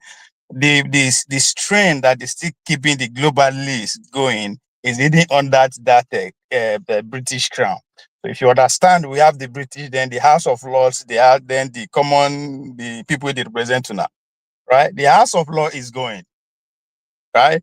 They are trying to replace it with representative people rather than this the way that they select now. And to understand, I have to go back to 1912 during Woodrow Wilson's era, because I saw it before America before, which is where you need to be very grounded in the British history, how those who left England to go settle for America, the power that they see within the American system, especially the Hold on. I think you are going too far into the British needle. First of all, on what basis would a British civil war erupt? That's what I'm telling you now. The British monarchy is going. So are they going to fight back? I see from what I'm observing right now, except something in the Epstein file completely blows, when we say blows, it blows into the British monarchy like they are part of something even bigger. Forget it. It's not time. Let me bring it down to 20 years, but not now. Let me bring it down to maybe when I use the word globalist, I thought you will figure that out. Now, this at this moment, within the last 2 weeks, the island between where British own but American military did there, where they are trying to they are trying to release or give back to your African brothers, right? That is going on at the same time. US, if you look at the military troop that is going to Iran, no be ground troop. Now Navy and air power, they go there. Why? Right? What the British people and the Iran, what did they get in common? Now see that power of royalty, right? So the IGC, because the Iran as it did so, the Islamic the Ayatollah, then the bureaucrats. So even if you take Ayatollah out, the effects will not really affect the Iran like that. Why?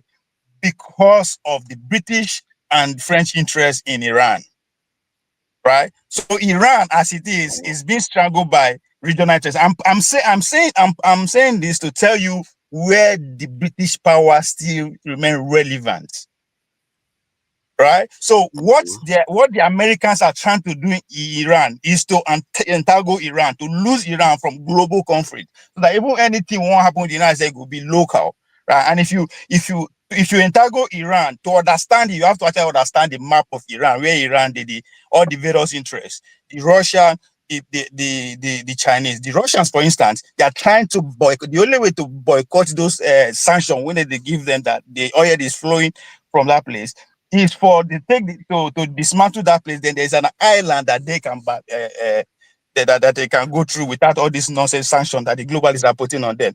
The Chinese, for them to actually reap the benefit of their roadmate and initiative, they also have to start buying fuel in full price with Iran. And the only way that thing can happen now to entangle Iran, because Iran today, the string that hold Iran together is the relationship between Iran and the Chinese. That they get free, pretty much less to nothing price for the oil that they get. Well, have you noticed that you've done something just now that I accuse Nigerians of doing? Sometimes you didn't confront the issue.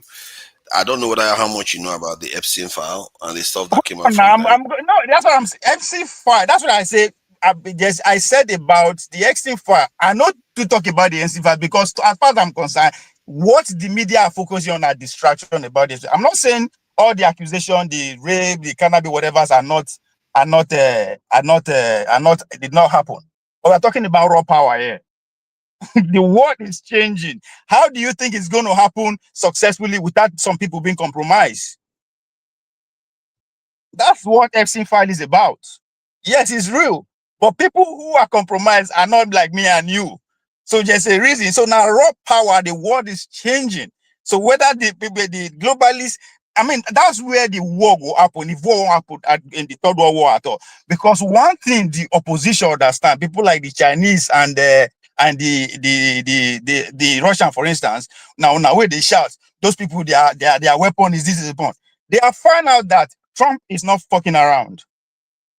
And I'm telling you, there's greater percent chance that power will be shown, because that's what great power rivalry is all about. Moku test who actually get power pass, and you will see it. It might not come the way with it is Iran go respond. Everybody thinks that Iran go respond, they go block this. You will see them. So they begin to find that out. But all these things is on that now just for the media. I'm telling you what is already happening. It is power. The old guards are to go. If you look at the Supreme Court judgment, now 6-3. Those 3 are loyalists to the nationalists. Why those 6? Those are the British input in the United States. So there's more that is going on than within the MC fight than what the media is saying on. I'm not saying the rape did not go on, the children did not, whatever you are saying, I'm not saying that did not happen. But they allow it to go on for that long to compromise people who they know their strategic position or their interest in power will be difficult to overrule unless they compromise them. So forget about the actors. you have to understand actually what power is all about, where all this power, waiting they hold them. Because if you look, when Trump is actually putting the hits to Iran, the British people responsible, they're not going to give Trump airspace to use. And before you know, the French people have come out. But the truth is that the Trump is not interested in all those things.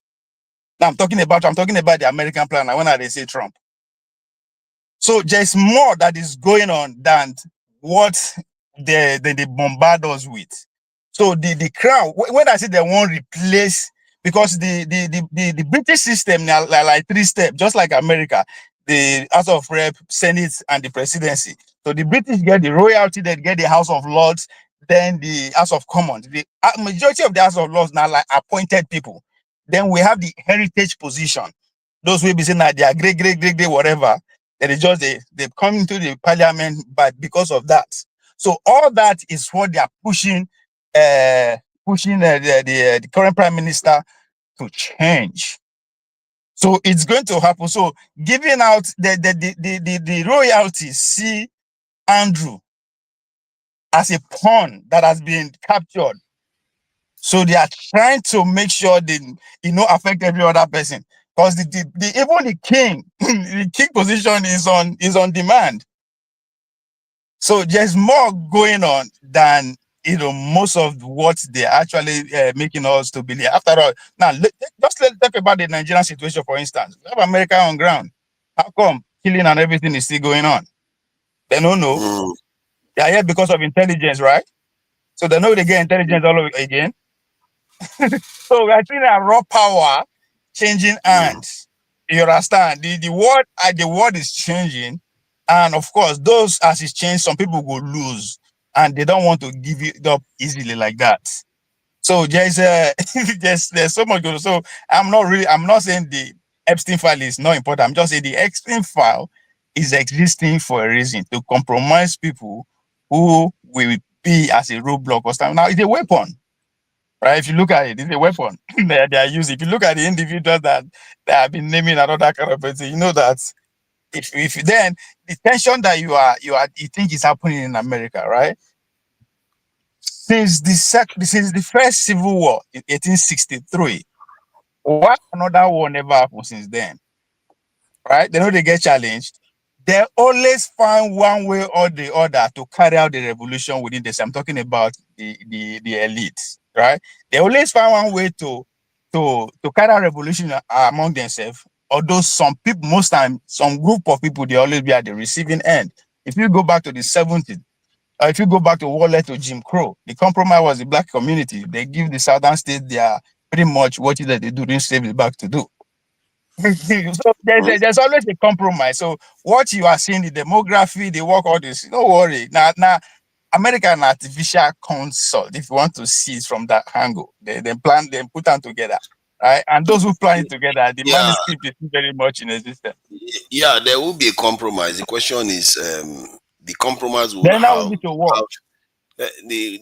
Maybe not, but the compromise will have to do something that has not been done before, where a population can be replaced by another population peacefully. It would have to do that, and that is where if I ask you not to go and look for any population in the world that has happened to, you will not find it where it happened peacefully, and that's what America is going through. You can't run away from it, and there are people that are saying it. I don't know why you are here telling us this is a joke. This is not a joke. This is serious. Hold on. I don't tell you, I say if it go happen now, this place it go first happen first. I know they don't say no go happen. Anything can happen. I'm not. I know we can wake up tomorrow morning. It's the different thing entirely we are talking about. So I know they don't say it's a certain that it's not going to happen. I am just saying the way they put it as if it will happen tomorrow. It's not going to happen tomorrow. If there's anything civil war that is going to happen within the Western civilization, trust me, it will happen in Europe first. No, that's what I'm saying. What you are more likely to see in Europe is nation fighting nations, but civil war within nations in Europe not very likely at this stage.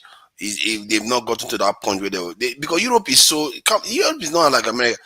They have why would you think it'll happen in the United States way before Europe?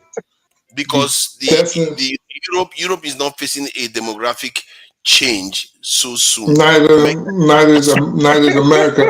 I hear you. I hear you say quite a bit that, and I do understand why you would say. And you want to shut me down, or what are you saying? I say Ovie should settle down so I can hear what you're saying. Okay. Go ahead. I do understand what you're saying, and I understand you're probably getting that from the media. And when, for example, the immigration crackdown started, that was the premise that they were putting out as the reason why this was happening, and justifiably so, right? Because the premise was that, oh, well, there's a demographic shift. And they also talked about it. They complained, this was a worry, this was a concern that their population was dwindling and they weren't reproducing as much. So I get why you think that this is the reason why such could happen in America. But America is still overwhelmingly Caucasian and white. So I don't think we're going to have that problem anytime soon. In fact, I think, and you can correct me if I'm wrong because you live in Europe, I think I would lean to Ovie's position that it is more likely that it will happen in Europe before the United States. Civil strife within an internal entity, not a country-to-country conflict. And why do I say that? I say that because of, for example, mass migration from Asia and other parts of the world into Europe, which they're complaining about. Now, how true is it and which part is exaggerated, like them saying Muslims are trying to take over? I think I will defer to you on that because I do not live there. But again, I'm based on talks with colleagues and news sources, the internet and things of that nature. Now, if you say that's wrong, I would like to hear, is he off again?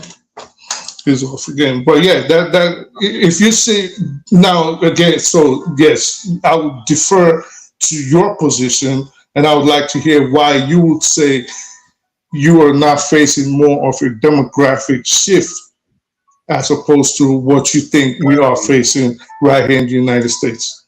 Thank you for that question, baby. That's a good one. Hold on, because the UK is made up of 80-something%. I think maybe Europe. I said, not just Europe is the same. Europe. One of the reasons why Europe will endure far longer is because they have outlets. Look at now. They have outlet of purging elites.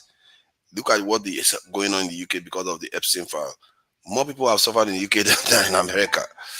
And if it happens, if they release something in France again, they will suffer. Germany, they will suffer. They have outlets. America doesn't seem to have outlets. I don't understand what you mean. Hold on, Tunanja.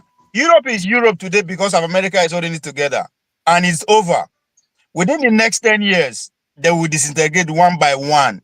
So this outlet you are talking about, this life you guys are living, this free healthcare, all this thing is coming to an end within the next 2-3 years. There's a problem you are not looking at. You are not looking at the. You guys are in denial. You are not seeing what is happening. Can you explain? I'm confused what you mean by. I'm confused what you mean by outlet. So can you explain? When the people, I hate calling them masses, the people themselves of a nation feel like the masses. Why do you hate it? If the people feel like their elites are not listening to them and their elites are corrupt and they are just completely deaf to them, especially European countries, they react very, very quickly and their elites know it. So they have outlets. In other words, if something happens, even the elite are willing to sacrifice their own. Look at how they are sacrificing Andrew very, very quickly. They would, if they have to sacrifice.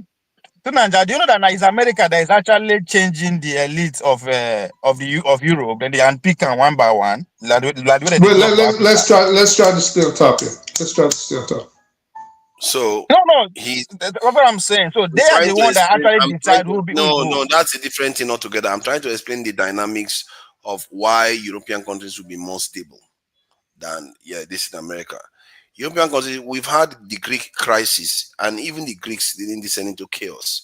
We've had this in the Italian debt crisis, all kinds of different things, and yet they endure. And remember, the European countries have European Union. They have means of supporting themselves, and they also have an independent nuclear power that people like to underestimate. Do you know that the French have a better record at conflict than even America? Do you know that? Hold on.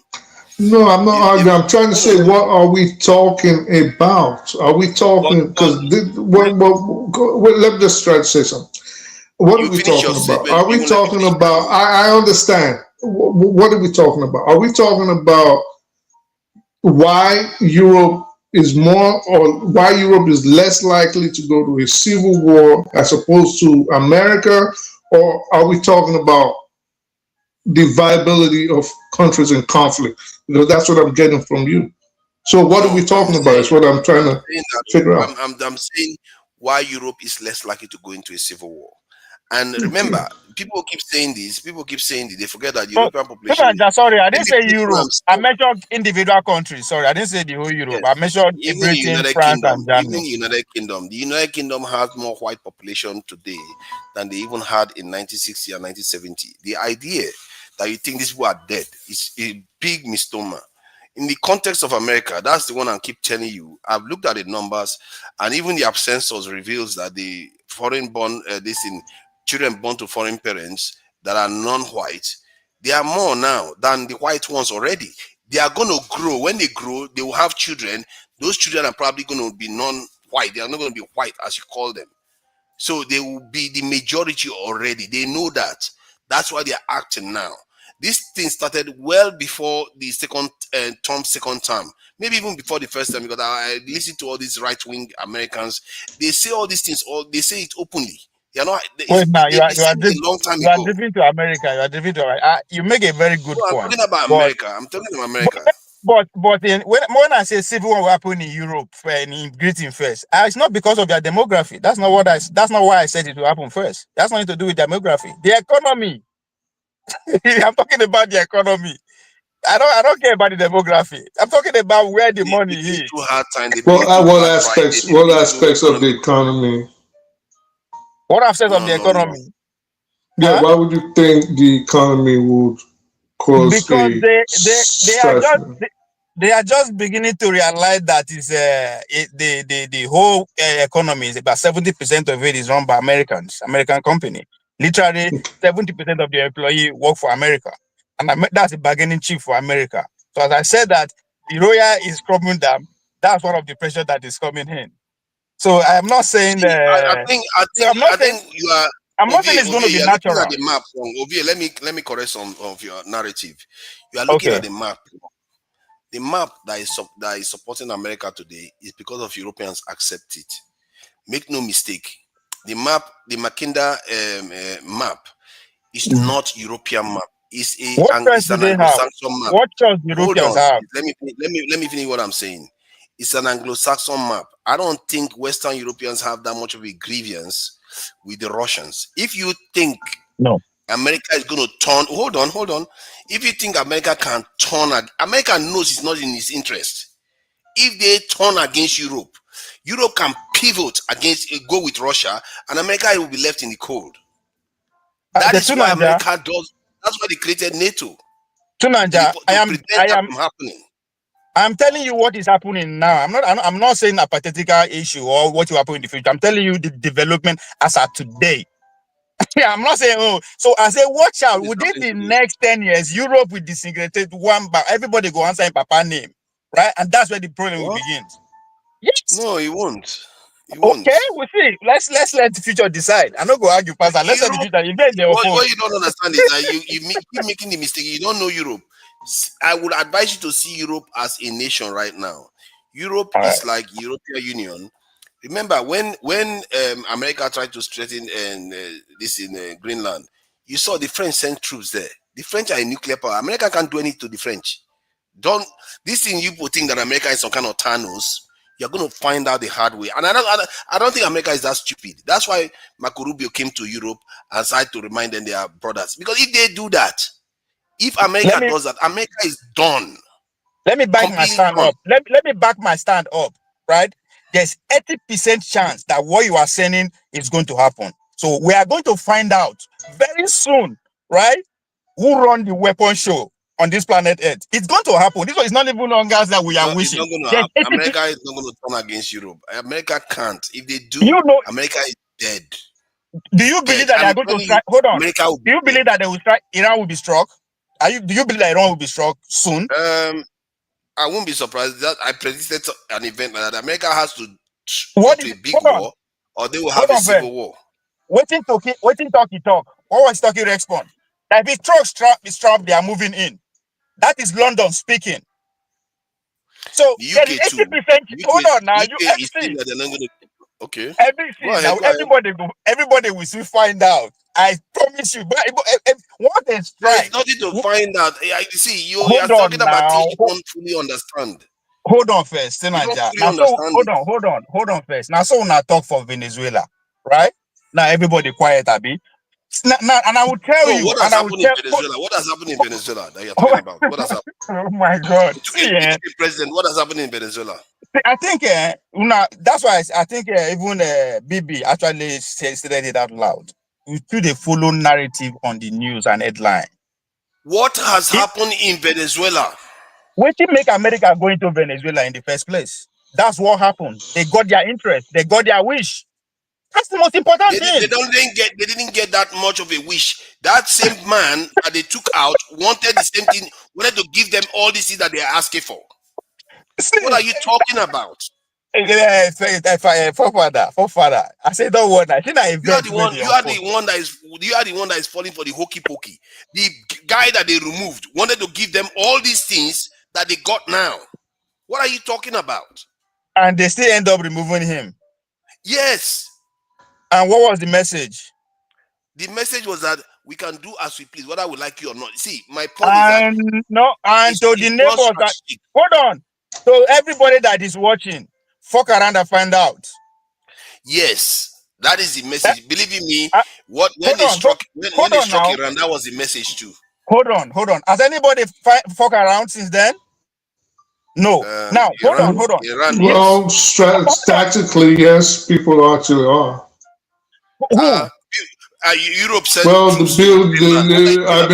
for Europe, Finland, France, to a little extent, then the impending conflict in the Middle East right now, China and Russia basically violating the agreements they've had with non-interference agreements they've had. Can I finish? No, I'm agreeing. I agree with you. Let me land my point. Then I'll give you the stage. I'm not disagreeing with you. What you said, that all these response were there, right? But the American planners have made it clear, right, that going into 21st century, there's going to be two powers in the world: the Pentagon and everybody else's opinion. So it doesn't matter when anybody says, they can say whatever they want, right? Action matter. Now, Iraq will be struck. I believe they will take the man in Iran, they will take him the way they take Maduro. I'm leaning towards that. That would be impossible. Okay, we'll see. But if that is not the case, Iran will be struck literally. Then let's see who is going to respond. Well, people, what you don't understand, you are not seeing the big. You are looking at the individual battles. You are not looking at the war. America is losing the war, and they know it. You know how the Bible says the devil is prowling and looking for flesh to consume? That's what America is doing right now. It's lashing out. But you are thinking that lashing out is going to lead them to glory. It won't. Let me ask you a question. So you, if to America, the war has ended. That one, our old war. So go ahead. If America was to strike Iran right now, do you think it would be a benefit to the United States, or do you think it would be to the detriment of America? For the goal at hand, it will be to the benefit of the United States. What's the goal? The goal is to loosen up Iran. To loosen up? What do you mean loosen up? the interest of the British and the interest of the French is the one that is copying the Iran together to actually be able to enforce. As I said, that's why I use the word globalist, right? Because all this thing is confusing when you say the British, the America. So there are two sections, and you understand that very well: the globalists and the nationalists. So the globalists hold in Iran, it is what they use in sanctioning people like Russia in order to pass their oil and all those kind of things. So they want to lose that from a geopolitical entanglement, so that the Who Iranian wants to people will, loosen it? that's what I'm saying. That's what the negotiation is about. Okay, Stop wait. listening. Let They me. are saying, okay, this is what Wait. Just hear me out. Because I'm going based on the words you're using. no, let me be So you specific. said Let me be specific. the global. Let me be specific. Trump wants the Iranian government to stop listening to the city of London and Paris. Geopolitically, if you understand what I mean. That's what they want. How? If they stop listening to them, that nothing will What happen. do you mean? But But what do you mean listening? What do you mean listening to them? If just hear me out. Hear the question out.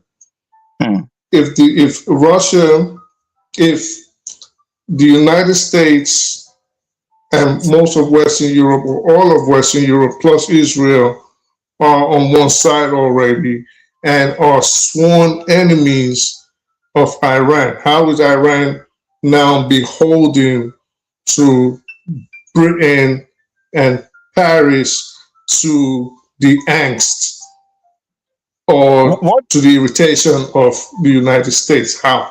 I don't get it. Beyond all the rhetoric, what is really at stake? Business, right? Resources, right? Nobody actually care how you worship, how you look like. It's about the resources. And the American interest is not about they have to get the resources. No, but they want to be in the position to tell you where this go and where this should not go. Again, when I say American, I'm talking on that angle. I'm talking about the nationalist angle. They want to deal with the world individually, not the way the world was. That's what I'm pushing back on Nigeria. So the interest, there's a business, there's a business interest in Iran, which actually control how the government function, because now money will make your government function. Right, so there's a London, the city of London has a business interest in Iran. So is the British people. That's Can you expound? Can you exactly? That's what I'm trying to get to. So can you expound on this business interest that you say the French and the British have with Iran? Let me use Nigeria as an example. No, use Tehran. No, use Tehran as an example because we keep going off tangent. It's the same thing, right? It's the same, right? What is the remoting valve of the United States over Nigeria? What is the what? What is the engine room of control? What is their main interest? What do they hold on Nigeria? What is the boss they hold on Nigeria? Is the oil. Chevron, Texaco, and all that. That is that. So they tell you how much you should produce, who you should sell to, who you should not sell to. Right? Okay. Good. The same thing, right? The British interest, the investment interest in Iran is largely in the hands of the globalists. I'm talking about the oil investment there, because again, if you put where Iran, the geopolitical location, so the men in power, because it is that oil business that is actually sustaining them. So they listen to those guys who control those oil than what the nationalists are saying. So the are you saying, in order to cripple the globalist power, you have to disentangle Iran from their control. Are you what you're telling us is that British petroleum conglomerates, i.e. British Petroleum, right, have dealings with the Iranian government whereby they control how much oil comes out of Iran? Is that what you're saying? Who to settle, really? Who not to settle? I don't get it. Iran is under sanctions. from the West. Let me read. No, that's why I say understand the nationalists and the global. The West is divided into globalists and nationalists, right? You understand that? You are now bloviating everywhere. Okay, I think you're going way off. Hold on. The West is divided into two. Hold on. You are eating up time. And the globalists. No. Right. Don't make me mute you. You are eating up time, because in reality, the British interest in Iran barely exceeds 400 million dollars. That is a drop in the ocean for the British. They don't. It's not significant to them. The Iranians are under sanction. Can you imagine the British having this in business with Iran when they are fighting Hamas? It's just unheard of. No, it's not going to be happening. So I don't know what you like that. The reason why. Hold on. Because you never say it yourself for some reason. I don't know why you are shy of it. Maybe you are one of those Nigerians where you know full well the person that wants that war with Iran is Israelis. We just had an American ambassador to Israel say that Israel has the right to almost all the land in the Middle East, and if an American ambassador to Israel, Mike Huckabee, he did say it to Tucker Carlson. He couldn't get himself to say England has the right to exist because he says Israel has the right to exist. But he couldn't get himself to say even the Irish has the right to exist. Even America. He couldn't even say that. And he came to the defense of Israel in spite of America at one point. Some of the things that these people do, and you don't even see that the country is decaying. I don't know. But you still haven't answered the question I asked anyways. Like, is it going to be to the detriment of America or to its benefit? You said to its benefit, and I'm still trying to find out how is it going to be to the benefit of America if America attacks Iran anytime from now, as we're all expecting. That's okay. This is a long question to answer. I'm trying to look for this. It's not a long question. How is it to the benefit of America if America attacks Iran? Because you actually have to understand the location of Iran, the interests that go through that place. What is the interest of the Kremlin instant for Iran? They have interest. They're one part of Iran that could easily bypass all this bullshit that the globalists are putting before them. Right, so it's just because the map is not in front of me. That's why I'm using that. Then just say I know the map. I think Forefathers knows the map. So just say. Now, if they're actually able to untangle Iran, right, and the Russians have that way, do you really think that the Trump-led America don't want to do business with Russia? That has no bearing on the question I asked. You haven't answered the question. I just told you the interest that the current regime of Iran is entangled in. They are trying to lose it.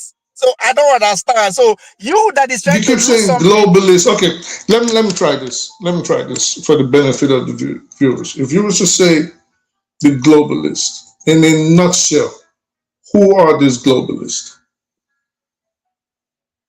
Who are these globalists? Those that want the world to still go on the way it is, the global trade and everything to go the way it is, and those that want you want individual name. It doesn't. That would help. I'm not asking for that. I think I would assume this is like some sort of secret society. But if you do have individual names, I think that would also be a benefit to all of us. But if you can, a general description of who these globalists are. Where is George Soros' interest? I don't know. You tell me. Because that's one of them. I thought you know. Well, that's what I said. So George Soros. Are you telling us now that George Soros is somehow in control of the happenings in Iran?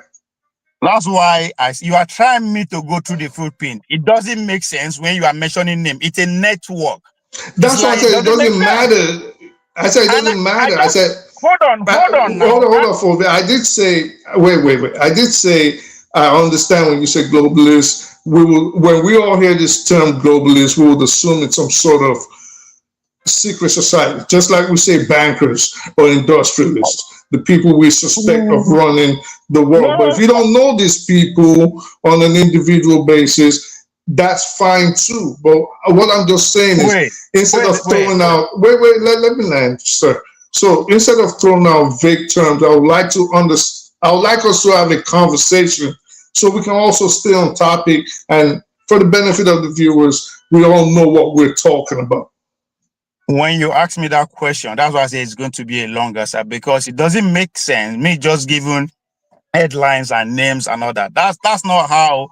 Okay, it's not a hard question saying how is it going to benefit? How is it to the benefit? How is it to the benefit of the United States if Iran is attacked? It is not a long, convoluted question.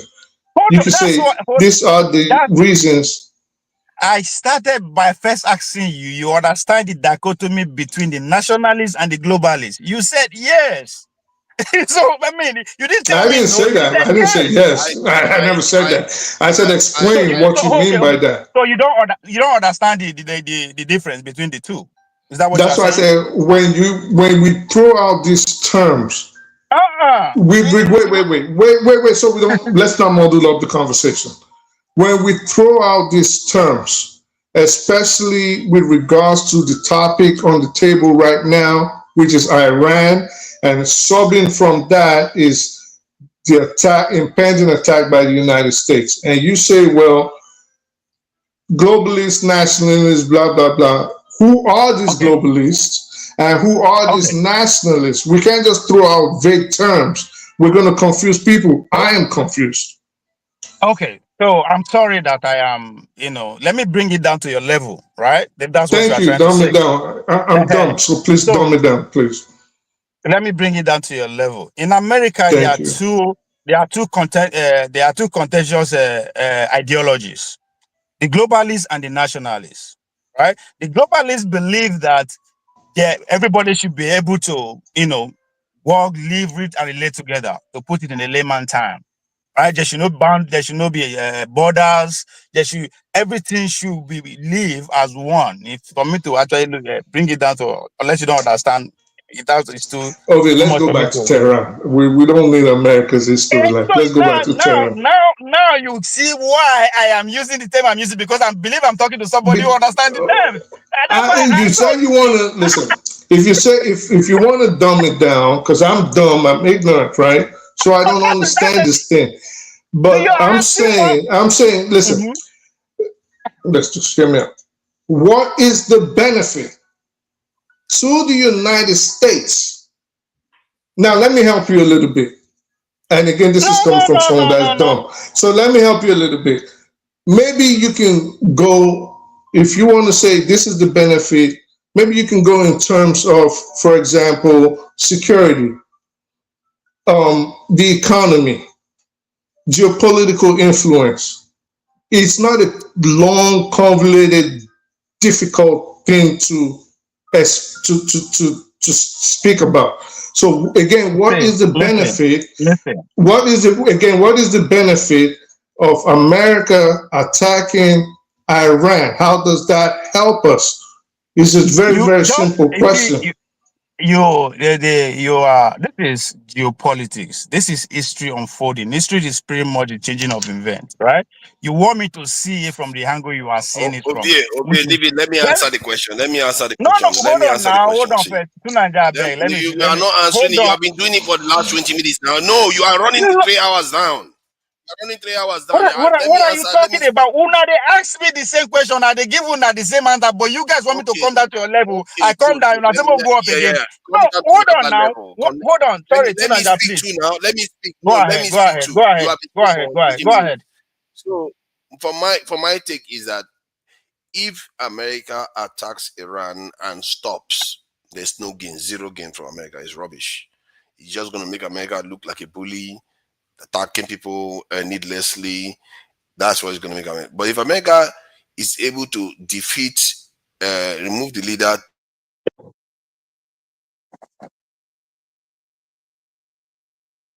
You know who get network serve you the drag. You're persistent, sir. Hold on. I don't know what is going on. What are you laughing at? Nah, he's messing with you. He said your network went out and you try to talk geopolitics, you don't even have network. You don't get network, you won't argue. Why? Shut up. Nah, he was messing with you. Go ahead. Don't worry now. So the point I was making is that this year internet is so annoying. So, but the point I'm making is that if they can take him out completely and replace him with their own kind of puppet, then they can use him as leverage against Russia or China. But the idea that America will be trading with and working with Russia somehow and it's going to work out. No, what is going to happen is that if America does that, Russia will become the superpower. And because remember, America is all the way across the Atlantic Ocean. Russia is inside Europe. One side of Europe is Western Europe. The other side is China. Russia is a massive country with a lot of resources. So America can afford. That's why the Makinda thesis existed in the first place. They can't let that happen. If America attacks Iran, Ovi, and Iran shoot again, let's remember America is way stronger than Iran, overwhelmingly. In a normal battle, they will destroy Iran. We know that.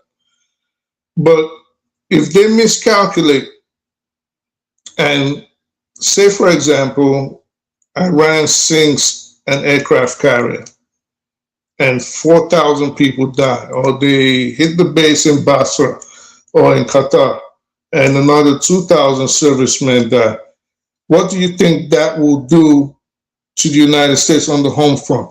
Forget that, right? For 1 second. Now, what do you think that will do to America on a global scale? America is finished because the invincibility is gone. Now, China, everybody, meaning the other powers, know that this is the way we can beat these people that always try to bully everybody with sanctions, with embargoes, with threats of regime change. So this could be pretty disastrous. I don't see any benefit that this will serve the United States in any way. And this is my opinion, and this is other experts' opinion. We don't see it. I guess people, especially when you realize there's no point of attacking Iran. Iran is not a threat to the security of the United States. They're not harming us in any way. We're doing this on behalf of Israel. This could go south really, really, really fast and bad too. What is that animal or insect that goes around when a parasite goes into his brain? Then it will climb up. I think it's a caterpillar. It will climb up to the top of the plant so that birds will eat it, so that it will go through its cycle. So this is how America is behaving. America is behaving like a country that is captured and being made to sabotage its own self. It's like really, really bad, and going after Iran the way they are doing is not the way to go about it, clearly. You just said two things, right? That actually, that is going on, right? The American system, the structures have been compromised. That's why Trump is elected, to take care of that. And he's doing that as we speak, right, on the home front. But talking about, if then strike Iran, Iraq is not a threat. No country is a threat to the United States of America as it stands. But you need to actually go back history. The Western world has never conquered anywhere, take over anywhere by way of rhetoric or by way of invention or persuasion. No, it has always been war. It has always been blood from the beginning to today. That is not going to change. So the idea now is they say, okay, what benefit? You guys are seeing it from a very lean, very narrow point of view. What are we going to get tangibly?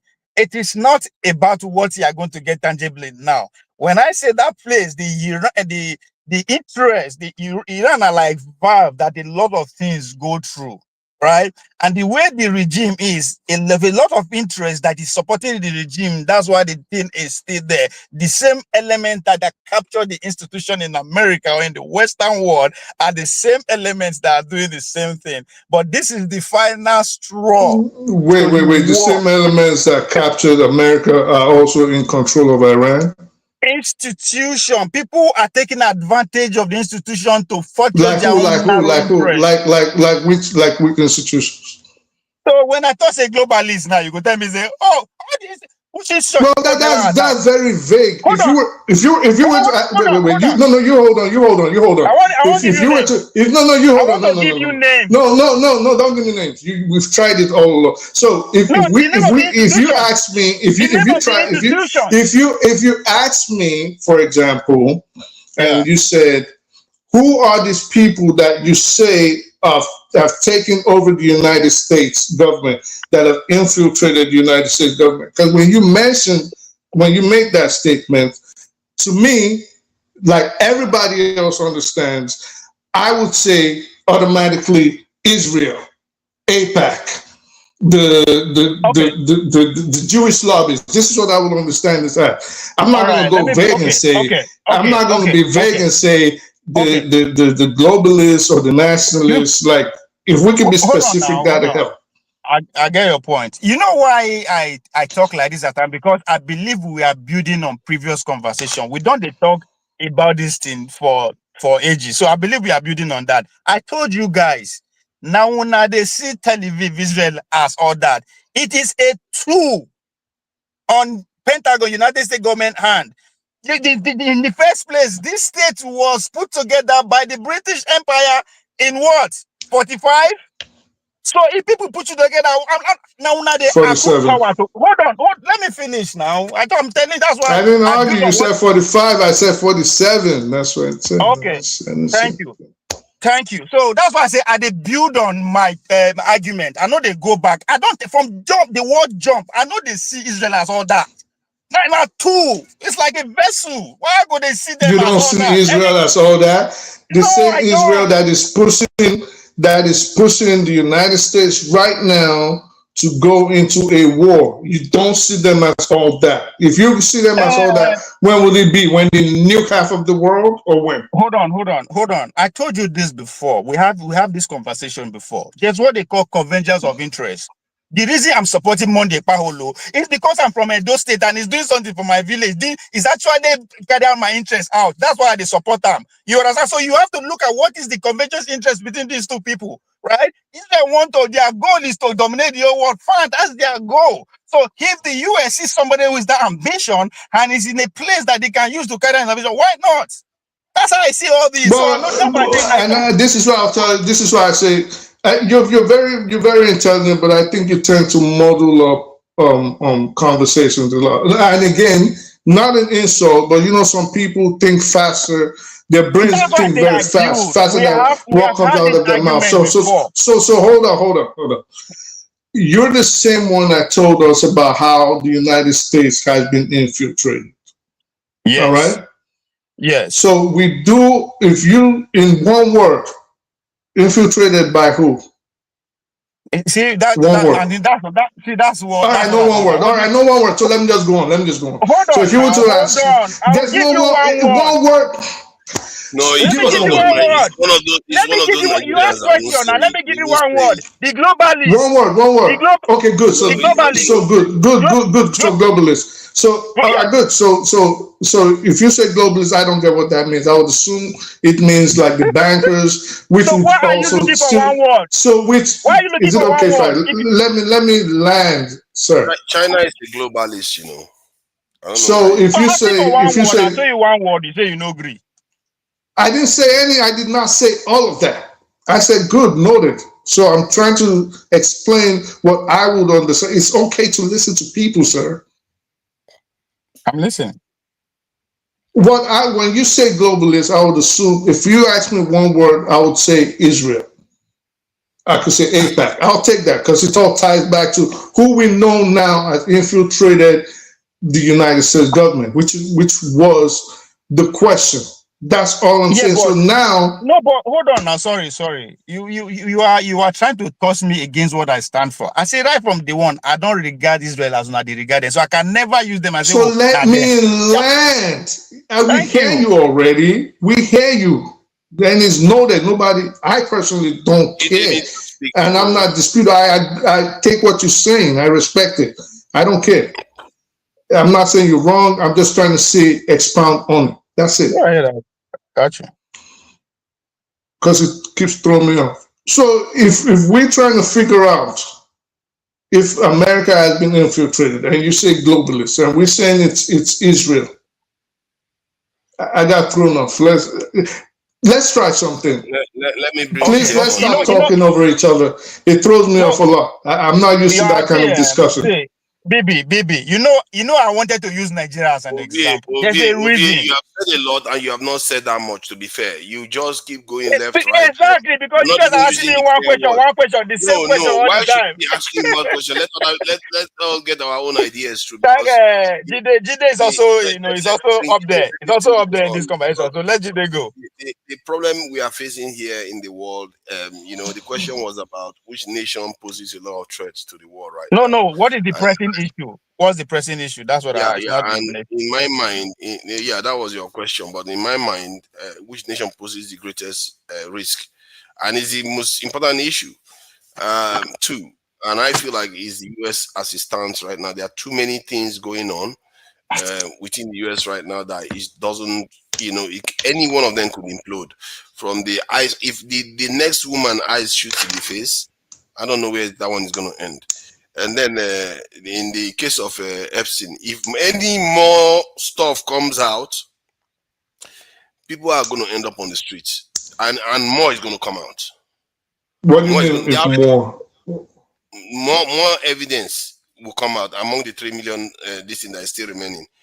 And when those come out, as you know it now, in the next 10 years, as you know it now, as you know it now, just give us a list of some of the things that you know that has come out. And I'm only asking because I don't see why people are not on the street already. So as you know it now, what things do you know have come out that is still making people be like, maybe we want to see something worse? I think the way they are reacting right now, they need a trigger. Because sometimes I've said it before. I was having a conversation with somebody that this thing could be triggered in Europe, it could trigger in one town, it might even be triggered any part of the world. And one person will just trigger it, and maybe that will be the time when people will just, will say enough.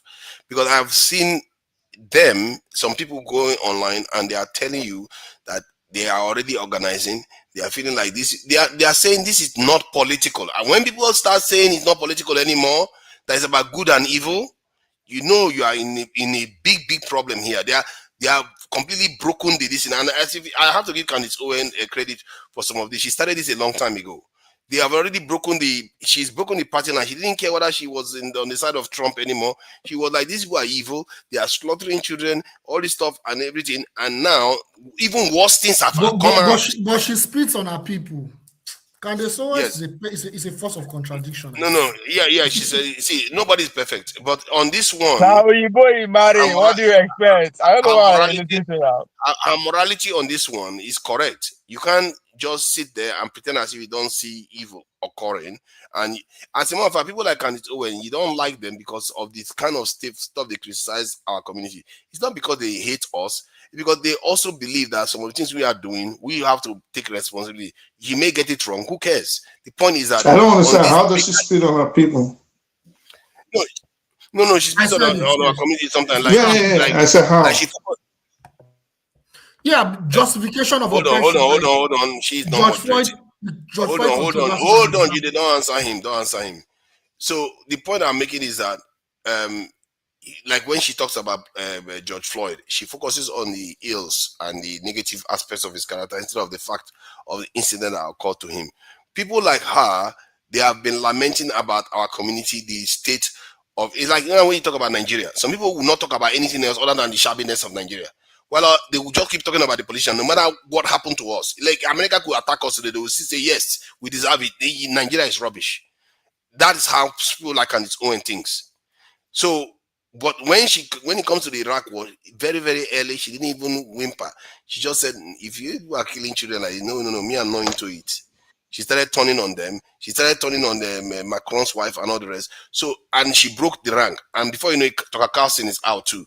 Once Tucker Carlson came out, I knew that something weird is going on. Because the way Tucker Carlson came out, he came out openly and just called Israel out. Straight up. That's the first thing he did. He was like, hey, because they got tired of the control and the bullying. Yeah, he just called Israel out. Boom, boom. Straight up. Since then, he's not looked back. And the whole system now is reeling. And there are consequences already affecting the UK. America is just holding it together. And that's why I think America could implode. Because they are not punishing anybody. And they are driving the people crazy. When somebody is doing something, you know how a good child, some of that child is misbehaving and slapping them, and the teacher is keeping quiet. The child keeps slapping them. That child could retaliate, but they didn't retaliate. The child is keeping quiet. When the child lashes out, he could go after the person that is slapping slapping the child, and go after the teacher too. And that's what I mean. Yeah, because it's like you are watching.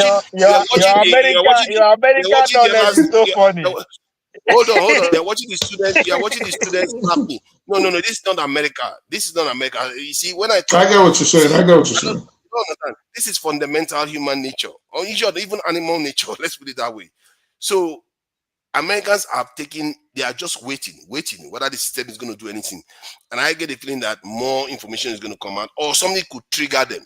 Like I said, I don't think America can take another lady being shot in the face by ICE. There's a reason why the system is that tense.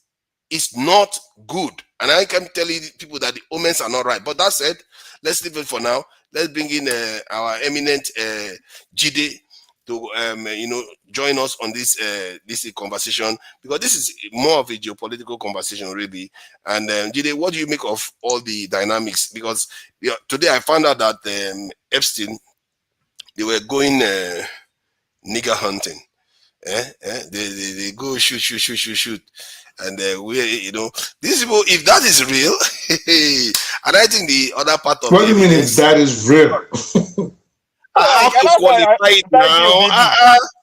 Allegedly, I have to allegedly it because I don't have concrete evidence. So, but I believe that's an normal thing. Now that was normal. That's a part of history of America. So it's not saying no, we're talking about something happening how many years ago. This guy at America, obviously they see me today. Nothing changed now. They see like that. No.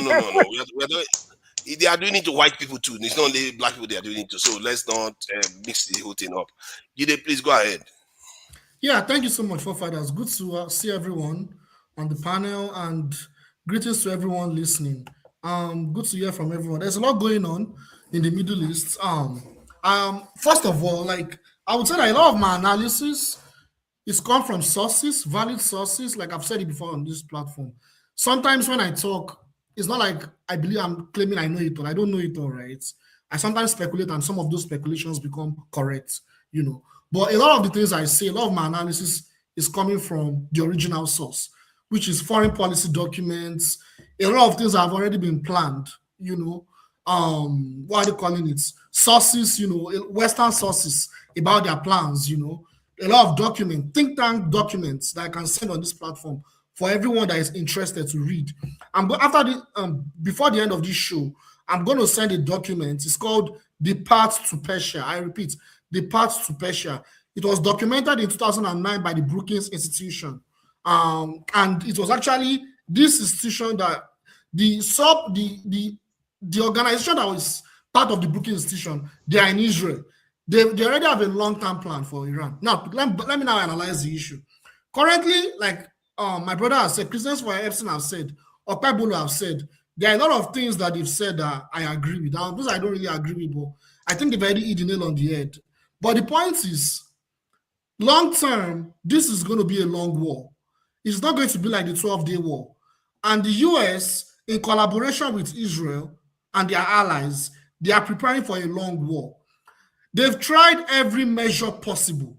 Sanctions, color revolution, using rioters to destabilize the country. It has failed. Blockade, so many things. It has failed. Now they are now considering military intervention. Now, having said that, the fact that they're praying for military intervention, aircraft carriers are now across the shore of Israel. A lot of military assets by the US, the Lincoln aircraft, General Ford aircraft, so many military assets. We can mention many lists. Now, the way Iran has been able to present itself is, we do not want war. However, if you attack us, our reaction is going to be devastating. So what is currently happening is, the goal of the US government and Israel is to cause regime change and put a pliant regime in power so that they can break away Iran into different, what are they calling it, provinces. Regions, exactly. So that Israel can control the entirety of that province and region.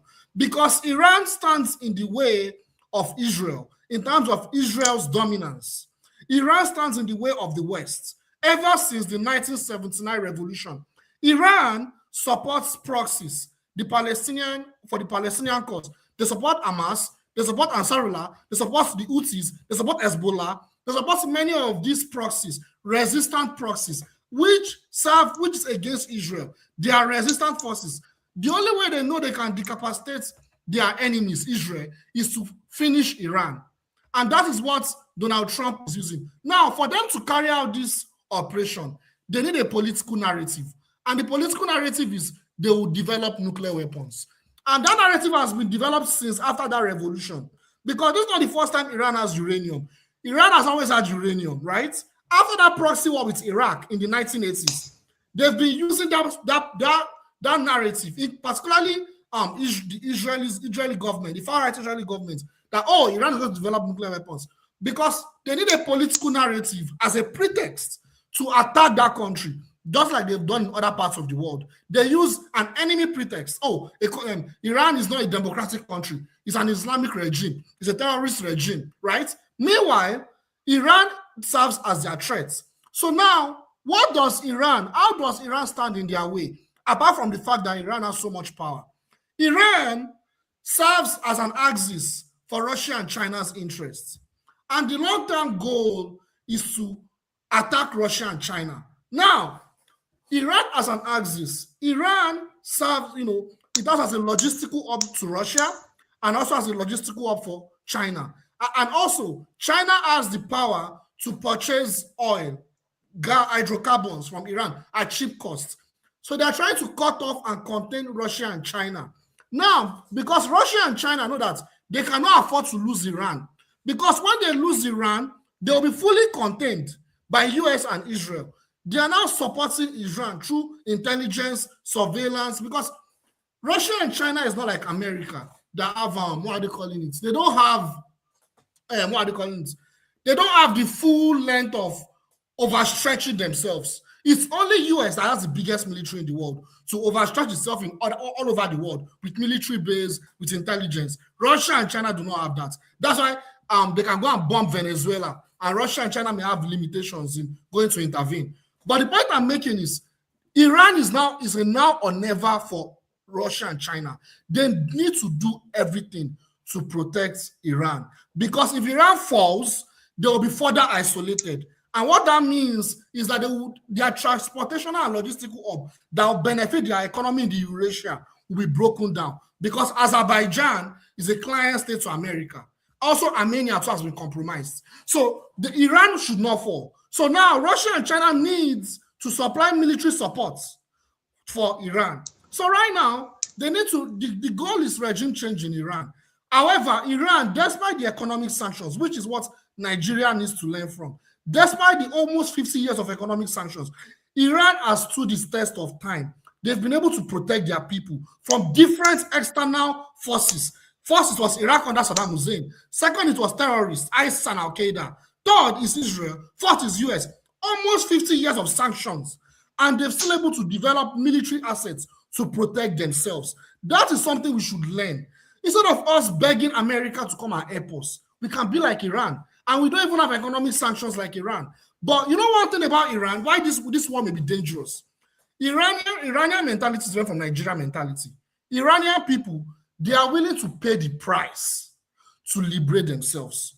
Their people and their governments, they are willing to pay the price, the biggest cost, which is probably potential loss of lives, potential loss of infrastructure. They are willing to pay the highest price, like people in Vietnam, like the people in China. They are willing to. No, because unlike Nigeria, they have a sense of nationhood, and you're talking about a country that is one of the earliest civilizations still existing on the planet. So this is not a country that just started in 1960. Right. This is something that has been Babylon, has been Persia, has been Mesopotamia, has been, well, Iraq, of course, but that region. But you said something that I want to ask a question on. You said America is preparing for a long war. Yes. What makes, because I take the opposite position, but what makes you think, based on what you're seeing, America is preparing for a long drawn conflict if it was to attack Iran today? Yes, good. That's a very good question. I like that. Thank you so much for that question. The goal, based on, even if you look at the national security strategy of Donald Trump, the military goal is to create regime change. They don't want a full scale, they probably cannot afford a full scale damage like they've created in other countries. So they don't want to get bogged down. They probably want to do something like Venezuela. But the point is, Iran is not Venezuela. And they know that. So Venezuela will not be a long drawn out conflict, though, if that's what they are looking to do. I'm arriving at somewhere. What I'm saying, yeah, you're right. That's exactly the logic, right? But that's what I'm saying, that Iran is not Venezuela, and they know that. Because for that Venezuela cost to have happened, there was a traitor, and we know that currently, we see what's going on right now. There was a traitor within the political architecture of Venezuela. That was why what happened. Now, you don't have that with Iran. You don't have that. It is a different dynamic. So they know that any efforts to try to topple that regime would lead to subsequent reaction, because they've learned from the 12-day war. Remember the 12-day war happened, right? Remember that by the time that Iran had the escalatory ladder, they had to do everything to stop that war. You understand? Through the nuclear-based bomber that bombed one of their nuclear facilities. They have to stop that war. No, that was all planned, but it was more like America intervened on behalf of Israel. Israel asked, we want to stop the conflict, and America intervened. That's exactly the point. So they have been able to speculatively analyze that Iran may raise the escalatory ladder. They could destroy bases across the Middle East, right? So if they destroy, if they attack one aircraft and over 100 troops die, that's raising the escalatory ladder, because they cannot look and stop. The war will continue. So they know that. And also, don't forget that they have proxies. They have proxies that also attack Israel. So that's what I mean. Unlike Venezuela, Venezuela don't have any proxy, right? So they have proxies. But you thought the Chavistas were going to fight? Like I said, that one, they had a traitor. They had everything. Right. Because if the thing is, if you have your military being compromised and willing to compromise and compromise and have deals with CIA so that your current president can be kidnapped, nothing is going to happen. Did they make I ask you, within Venezuela they produce industrially, within anything at all? I know. I'll be back with analysis. Not natural resources. Within that they produce, like, but forget natural resources in terms of maybe industrial things and all that. Anyone? I don't know. That means country will not produce matches. Now they compare, say they get strategy against one. Like, I don't see who they deceive on ourselves. The same thing when they talk about Iran, you go soon find out. No. You see, we've proven time and time again. Okay, I need to say something. This is very important. This point is very important. You see, remember ISIS and Al Qaeda? They were in the Middle East for a time. They actually took over Iraq. That was like almost 10 years ago.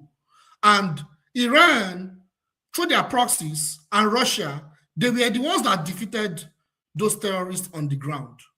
I know I've always said it on this show. I've said it so many times on this show. The ISIS and Al Qaeda, they are not out of the blue. They are proxies, they are vestiges of US and Israel. They are vestiges. And because of that, they are not forgiving. I want everyone to think about it this way.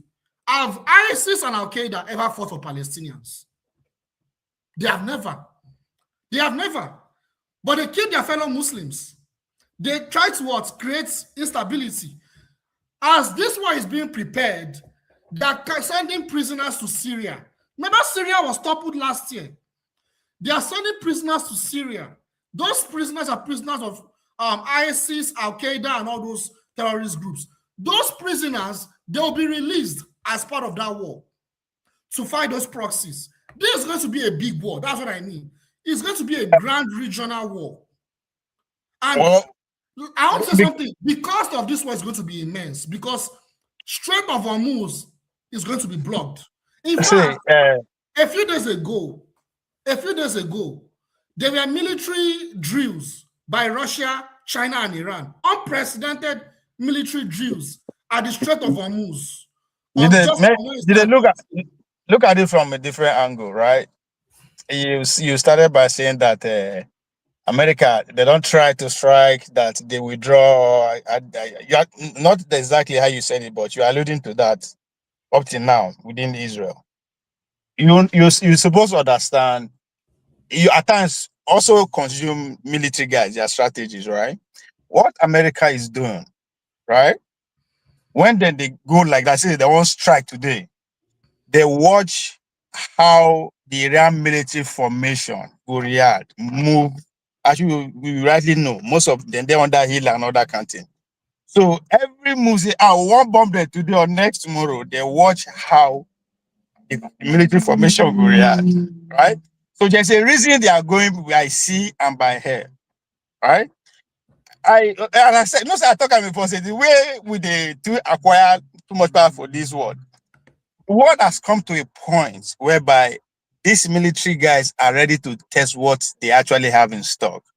Because somebody has to imagine when the First World War was to end empires, right? The British, the Hungarian Empire, the Ottoman Empire, and all that. The Second World War was to pretty much create that's where the creation of the nation state starts, is to align them, right? The Third World War is going to be the end of civilization. Civilization like the monarchy in Britain, the same monarchy in Iran that you're talking about, all those civilizations, this war will end them. What I think, right? I'm not to say they actually push away what you are, saying in terms of even strike at the Secretariat and all that.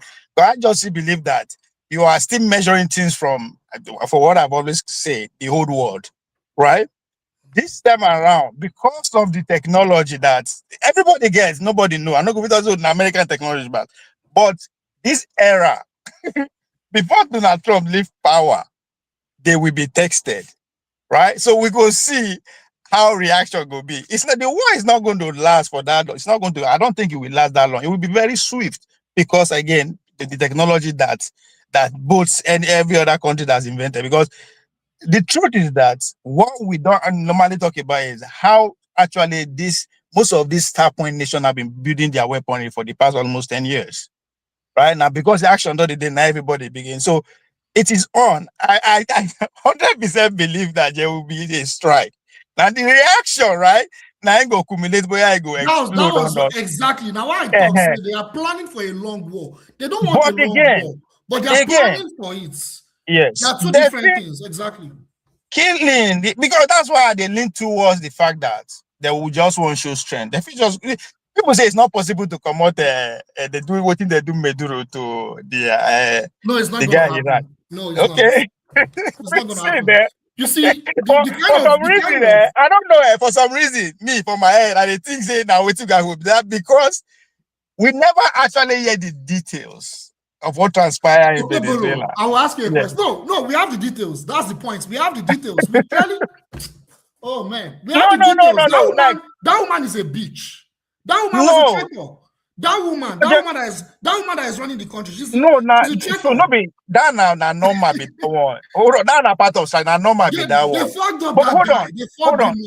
Do you know they were a film crew on ground? They fucked that guy up. Go on, do you know they were a film crew, like production crew on ground? That same day where the thing they happen. So that's what I thought. That's what I thought. So when I say we never know, the kind military artillery they actually use, we never know. So everybody only speculate. Everybody only speculate. You understand? I think the way you talk sometimes, this is one of the biggest issues I have with your analysis. You act as if America is Thanos. It is. Have you ever considered that America, this in Iran, has their own things too? Have you ever considered that? Iran, you not go take them if they actually want face war to war. I swear to God, 5 hours. 5 hours. Because America is Thanos. Calm down. I'll ask you a question.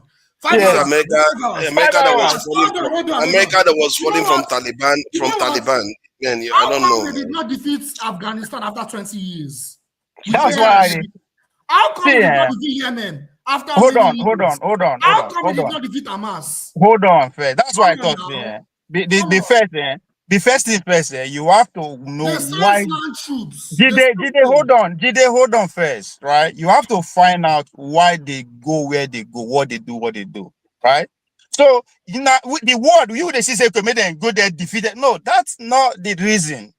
That not be a problem with that. So once you understand the reason why they go Vietnam, why they stayed long for everywhere they, then you understand, okay, what is actually going on. It's not just me then go wipe these people out. No, it's beyond that.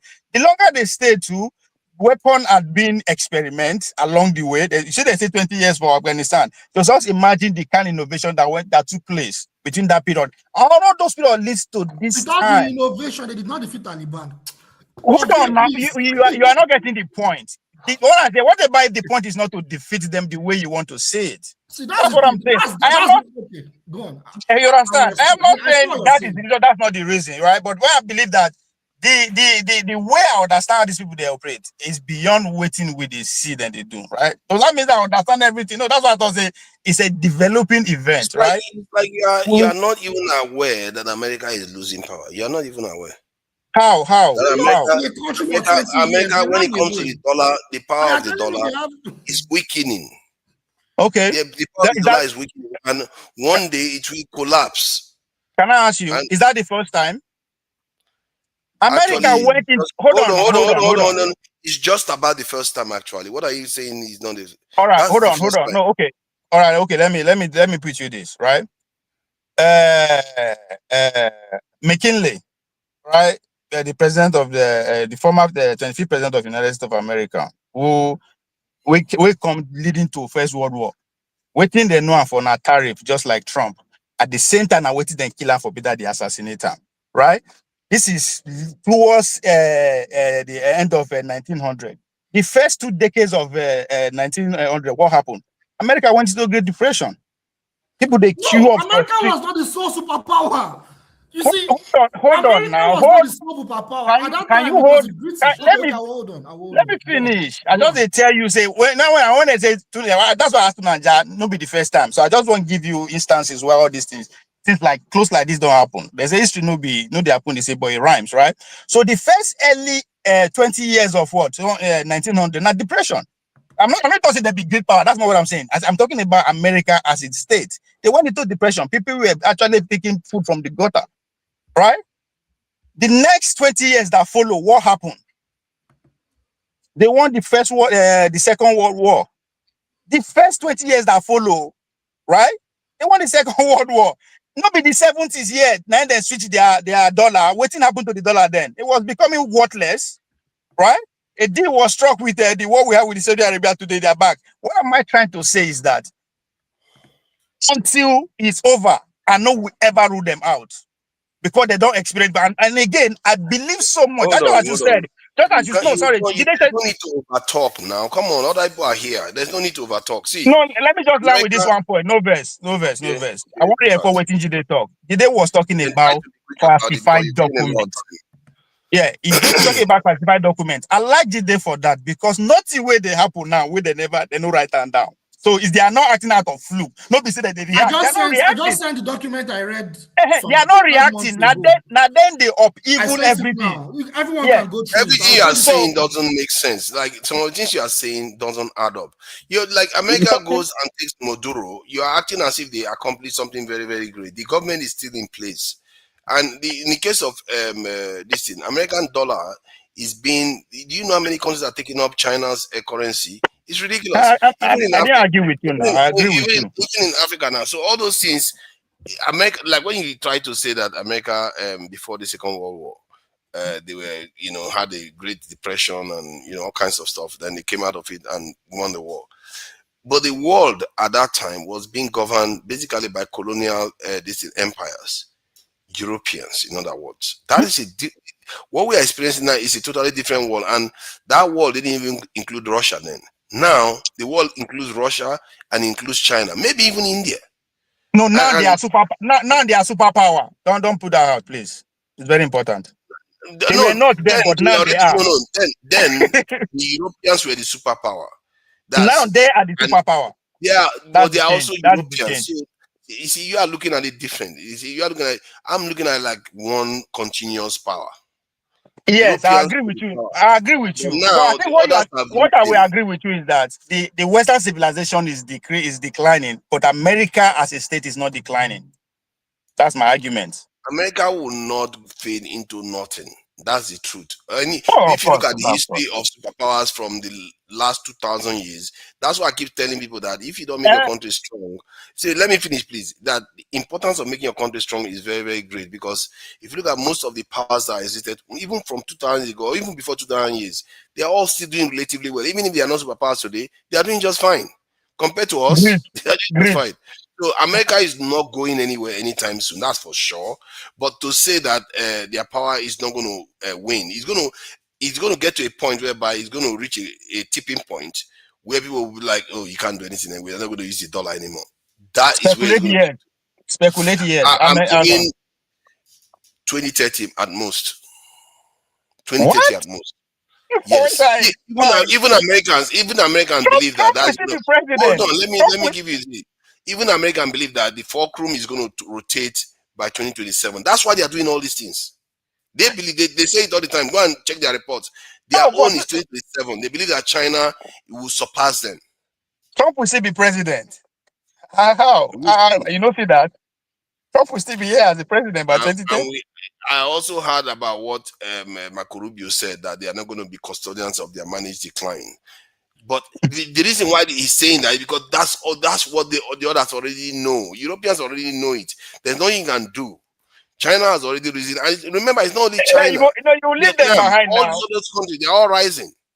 But to Nigeria, okay. Let's say within the next 20 years, right? Some countries will decline, some will rise up, right? I'm looking at people like the Polish people. The Great Britain will still be there. Germany will still be relatively strong. I believe Turkey will still be here. This is the way they talk. I don't believe they will be the most powerful country within that. America is the one that is going to change. Other countries are going to be fine because they are already relying on other foreign currencies or whatever, or their own currency to an extent. But America's want the dollar. Now economic change will happen. Now economic change they happen. Just to put this into perspective, did you hear what the US ambassador said yesterday on that Tucker Carlson show? He said it like you said. Like what Father just said, they're now openly saying what they are doing. They're not hiding it anymore. He said it clearly that it would be best. Listen, let me talk now. It would be best that Israel takes over the entire Middle East. He said it. He fucking said it. No, I agree. It would be best for Israel to take over the entire Middle East. I didn't hear that particular. No, but I know that they are working on it. He kept saying that the descendants. Remember the descendants.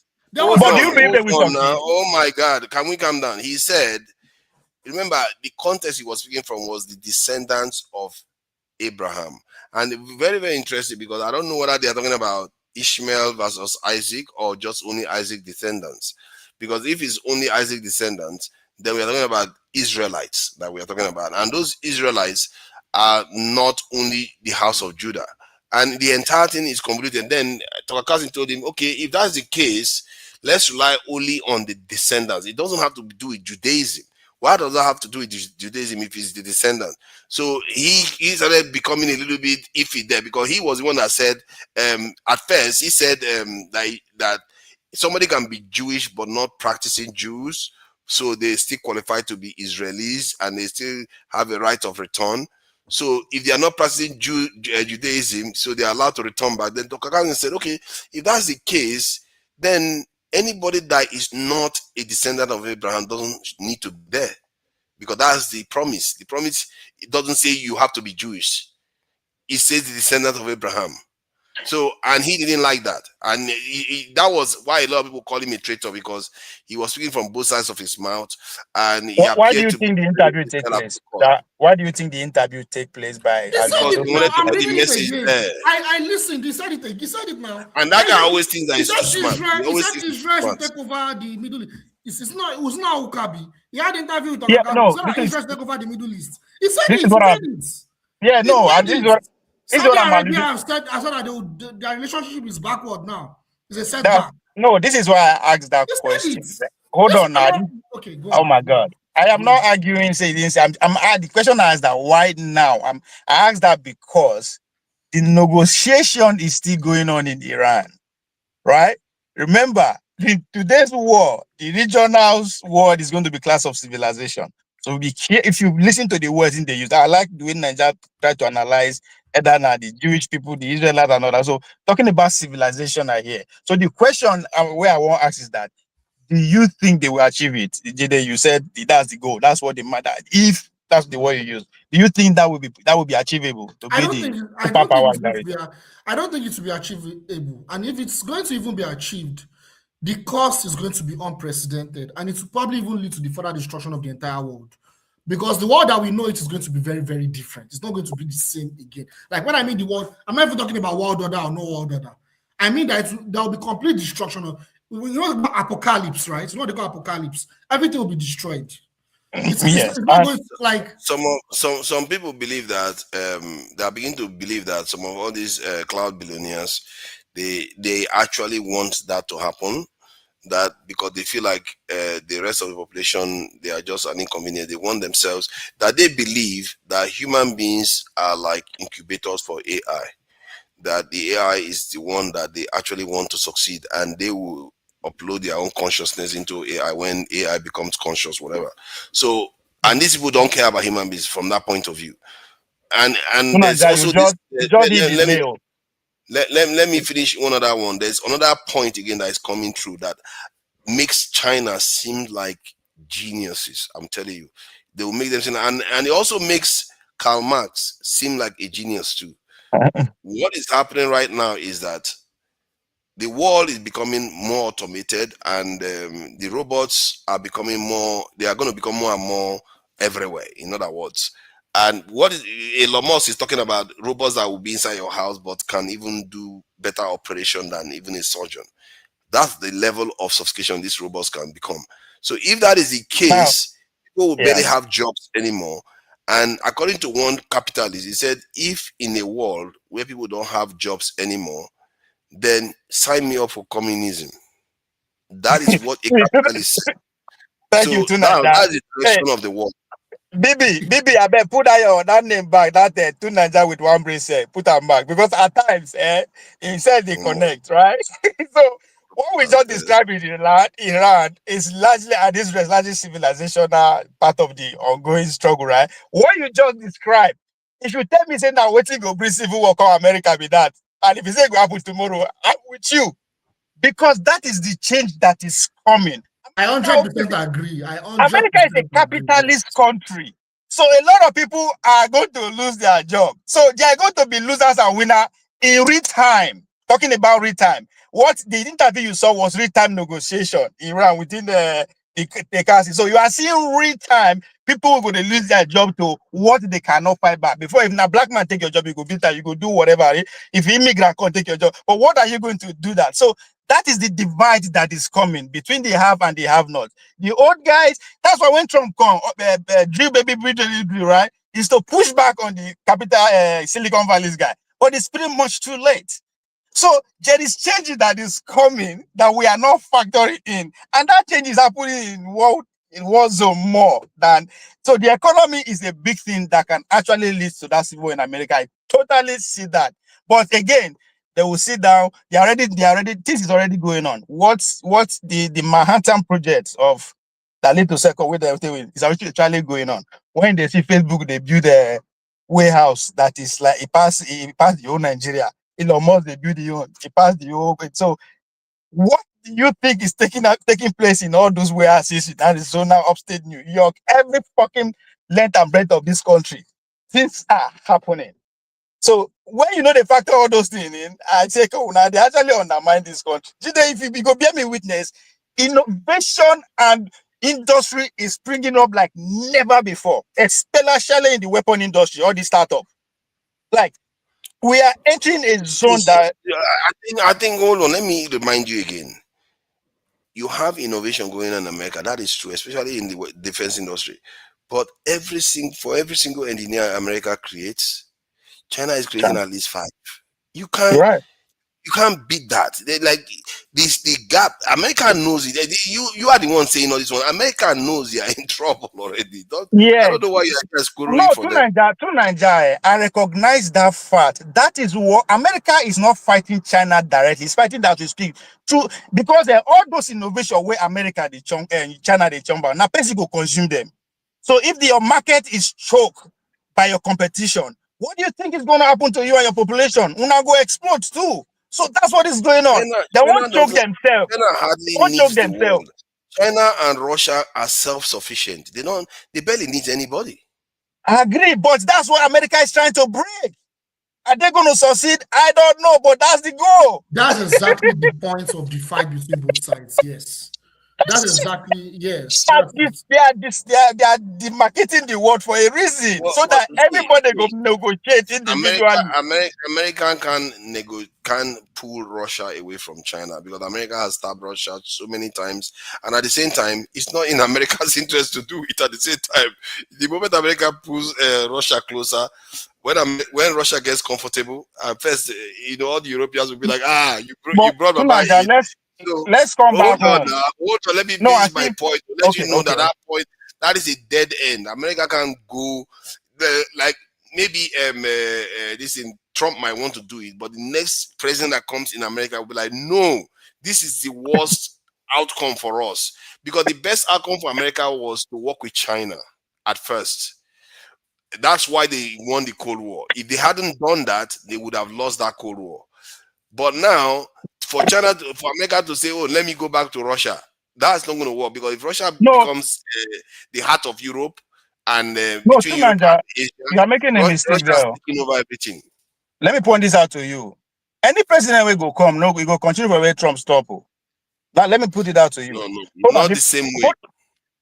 Of course, but the pressure, right? The pressure where they don't open, so we have to continue. Because if you look the pressure what Donald Trump put on China when he come the first time, as he go, Biden actually put more pressure on it. He didn't stop it. No, not the same way. No, what Biden did was start the decoupling process. Trump didn't even do that. Trump was just putting pressure to the point whereby China was worried that they were going to be attacked. Okay, let's come back. Let's come back Biden home. How me, you, and Jide, how we they fail. We they fail because we still get a chance to salvage ourselves. We have come of age when all of us ending in about 5 minutes, so we don't have a lot of time. We already gone past the time.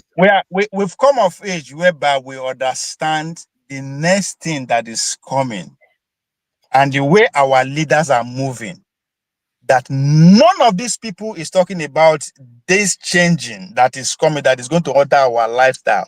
The Europeans are still arguing out to rules and regulation. Every other country, they use their rules and regulation to see what they can get from all this silicon guy. But our leaders, both those who want to collect power, from Showore to every one of them, everybody know they talk about it. And we are now we know they put the pressure on them. But most importantly, why do you think they are turning their blind eye, because if me and you, all of us, actually understand this nitty-gritty of this thing, don't tell me then we get resources and have access to information even before we're born that I don't understand what is going on. Why do you think nobody is actually, they are not asking, it's as if what we are talking about now are like, will be alien to our elite, not talking average Nigerians, we understand that. So what we are talking about now, why don't you say we could talk for National Assembly for Abuja? Tell me how many of them we know go to see Naigbo, meanwhile they smoking, all of us say they smoke. So why do you think that is? Because this is a pivotal movement, like literally, it's not as it maybe not be us, but our offspring. They go be zombie. That zombie we're last thing about. That's what is awaiting them. Because if you do fighting for Nigeria the next 10 years, now robot and automation go full up. And See, this man will. Why? You see the term you use about zombie, which is interesting because it occurred to me when I was in Nigeria. I feel like when fellas say we are zombie, there is something fella observed about us that is quite pertinent to that statement. Because what I've noticed about Nigerians today, the lack of attention to detail is scary. Like, we don't pay attention to simple things. And maybe that is where he got that zombie thing from, because it's almost like we just coast around, like we don't really notice things. My observation is not like, I don't see that in, like, let's say when I'm in the UK or anything. People tend to observe things more in the UK. In Nigeria, they don't care. They just they are all in their head, but doing their where observation. Sorry, where human observation they come from primarily, as a like, what do you think actually strike your interest? Is it from teachers' classroom, or is it from program from television, news media, or is it from peers? What actually go say, hey, come pay attention to this, right? Like, religion is number one. Your religion is number one. The Nigerians, religion, oh my God. It's a big problem. It's crazy. It's grabbed their mind. When I mean religion, I mean Islam and Christianity. Not religion. I agree.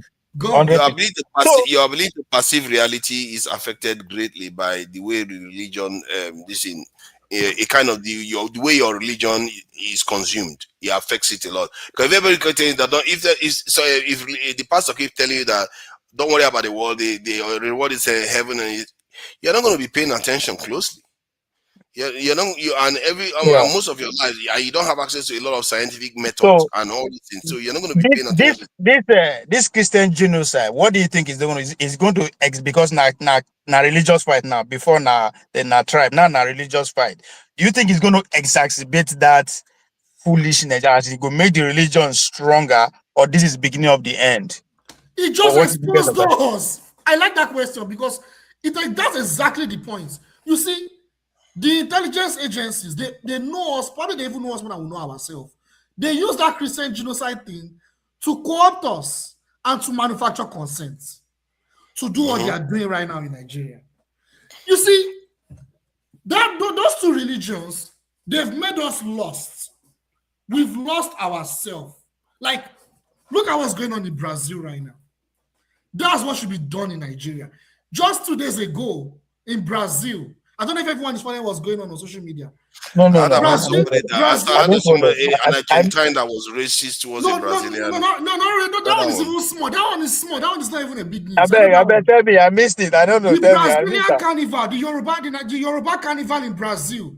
Everyone should go and look at it. The pure Yoruba, very beautiful, very Nigerian. It's a Brazilian carnival. They're having their early carnival now, and it's coincided with Black History Month. Brazilian carnival. How is that bigger than jailing somebody for being casually racist? No. I'm driving at somewhere. That one is bad too. I'm not saying that one is not bad. The point I'm making is that we are lost. To an average Nigerian saying that's demonic. To a Muslim or Christian, that's demonic. We are lost. In Brazil, I can say that if you can play those videos, it's that I've seen those things. I've seen those things. Nigerian culture like that. We should even be using to be selling about our heritage. That alone will generate billions. It is Brazil that is doing it for us. We don't even sell Nigerian. So are we going to be? So it's not dying soon. Be that. What's even that? if the religion, even if it's not dying, it's getting worse. They are getting apocalyptic. Can't you do their thinking? US, they say US is the savior. That is what's going on. The Islam are saying that US is Arabs that will save those ones. It's Arabs. Those other ones is Fulani that is coming to attack them. It's US that is Jesus Christ. These people are damaged. They cannot see themselves. That's why an average Nigerian would die in Benue, and everybody will still go to work. Everybody will still go to work. Don't you understand? This thing has been going on for over 10 years. Yeah, people are dying. I mean, how old was I when I was 10, 15 years ago? I was much younger than this. Yeah, that time, people will still go to work, and I'm like, this is not normal. We're not normal people, man. Something is really wrong with us. Like I said, if you want a Brazilian carnival, if you celebrated in Nigeria, Nigerians will call it demonic.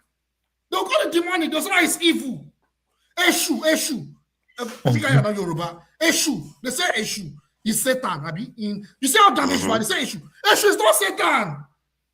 It's a spiritual being. It's a spiritual entity in Yoruba spirituality. Pure Yoruba spirituality. Eshu is not Satan. Our fellow Nigerians, 2, 3, 4 people, they'll call him Satan. They were venerating Eshu in Brazil yesterday, in Rio de Janeiro, or 2 days ago. I was watching, I felt like crying. I was ashamed. These are the things. This is who we are. These Brazilians, our cousins in Brazil. That's what I go to our Brazilians are just Nigerians. Brazilians, they're just like Nigerians. So as Nigeria, Nigeria will carry gun against itself over religion than over tribe. See, bro, I don't know about your parent, but I suspect that if you are exhibiting African spirituality with your parent or your brother, they will disown you. I'm lucky that it sounds funny, but I'm serious. Me, I agree with your point. If I say I'm going to worship Eshu, I have some of my family that will disown me. If I tell them I'm not going to, I think. What do you think? What do you think? Which one will go fight over first? Religion or tribe? Which one will go carry gun against each other first? Because we are there now. I think the tribe one is where we still are. We have not qualified to the religious one yet. See, my take of we are not qualified. Okay. Because the tribes need to be united to do religious fights. For me, I think I have a position. I think we have conquered that tribe already. We have 2 married. I think you are, to an extent, you are right there. There's an element of denial on the political. In short, I wouldn't say denial. The political class use it as a tool. They know full Nigerian. So our time, we're not going to use them. We use them. Today you go use them.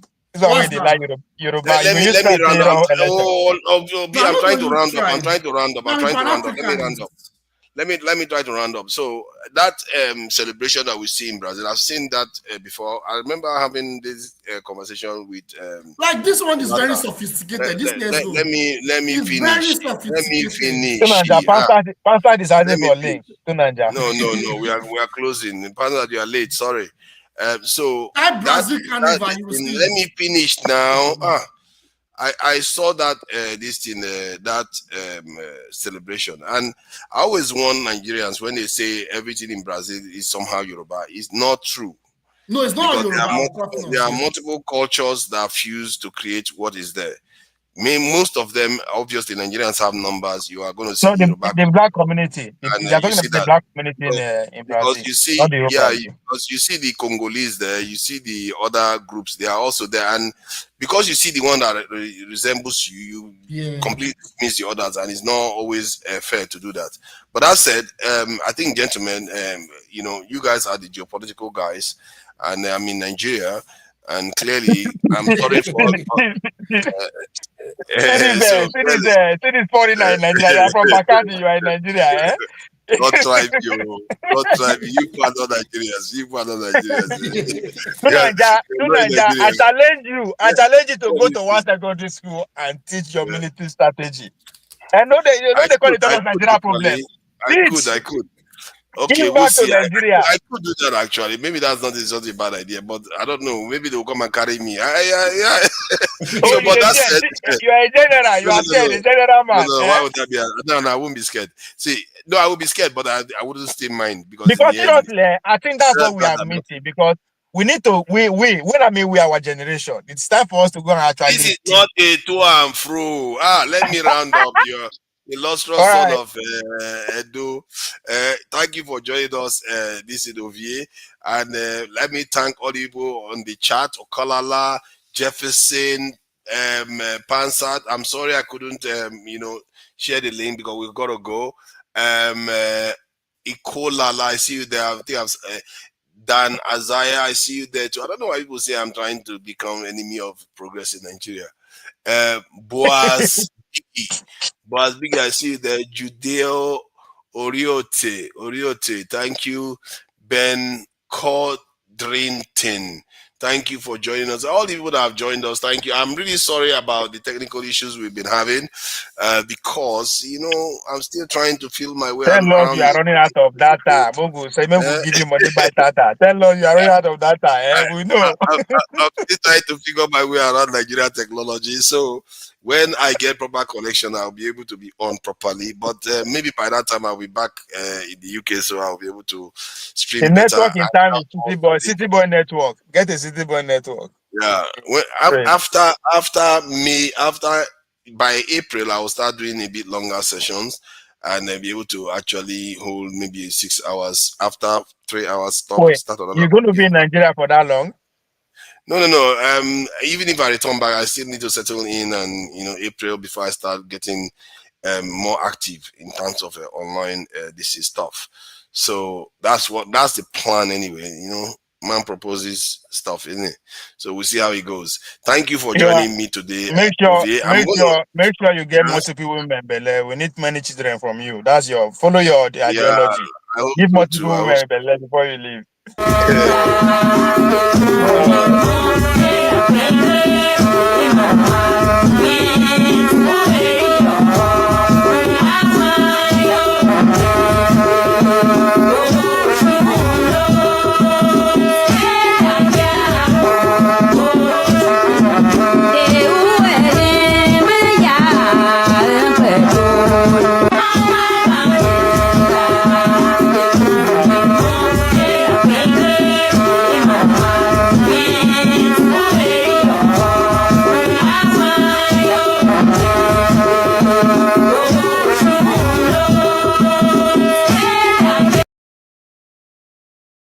Sorry, I thought I should add something about this tribe. They are a special group. I have to, show a little bit of decorum. That's difference to the Tiv ethnic group in Nigeria. These are the Tiv ethnic group, and this is their week. I'm going to be covering their culture, and these are a Bantoid speaking group within Nigeria. Those people that think Nigerians don't have Bantus, you are mad. Okay, stop it.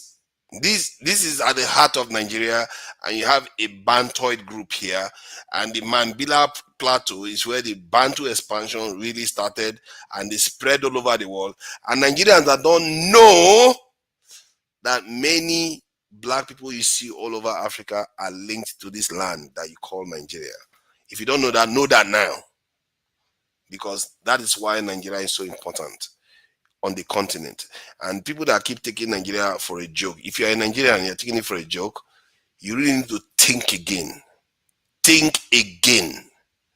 Because this land that you see here that we call Nigeria is the most populated region on the continent.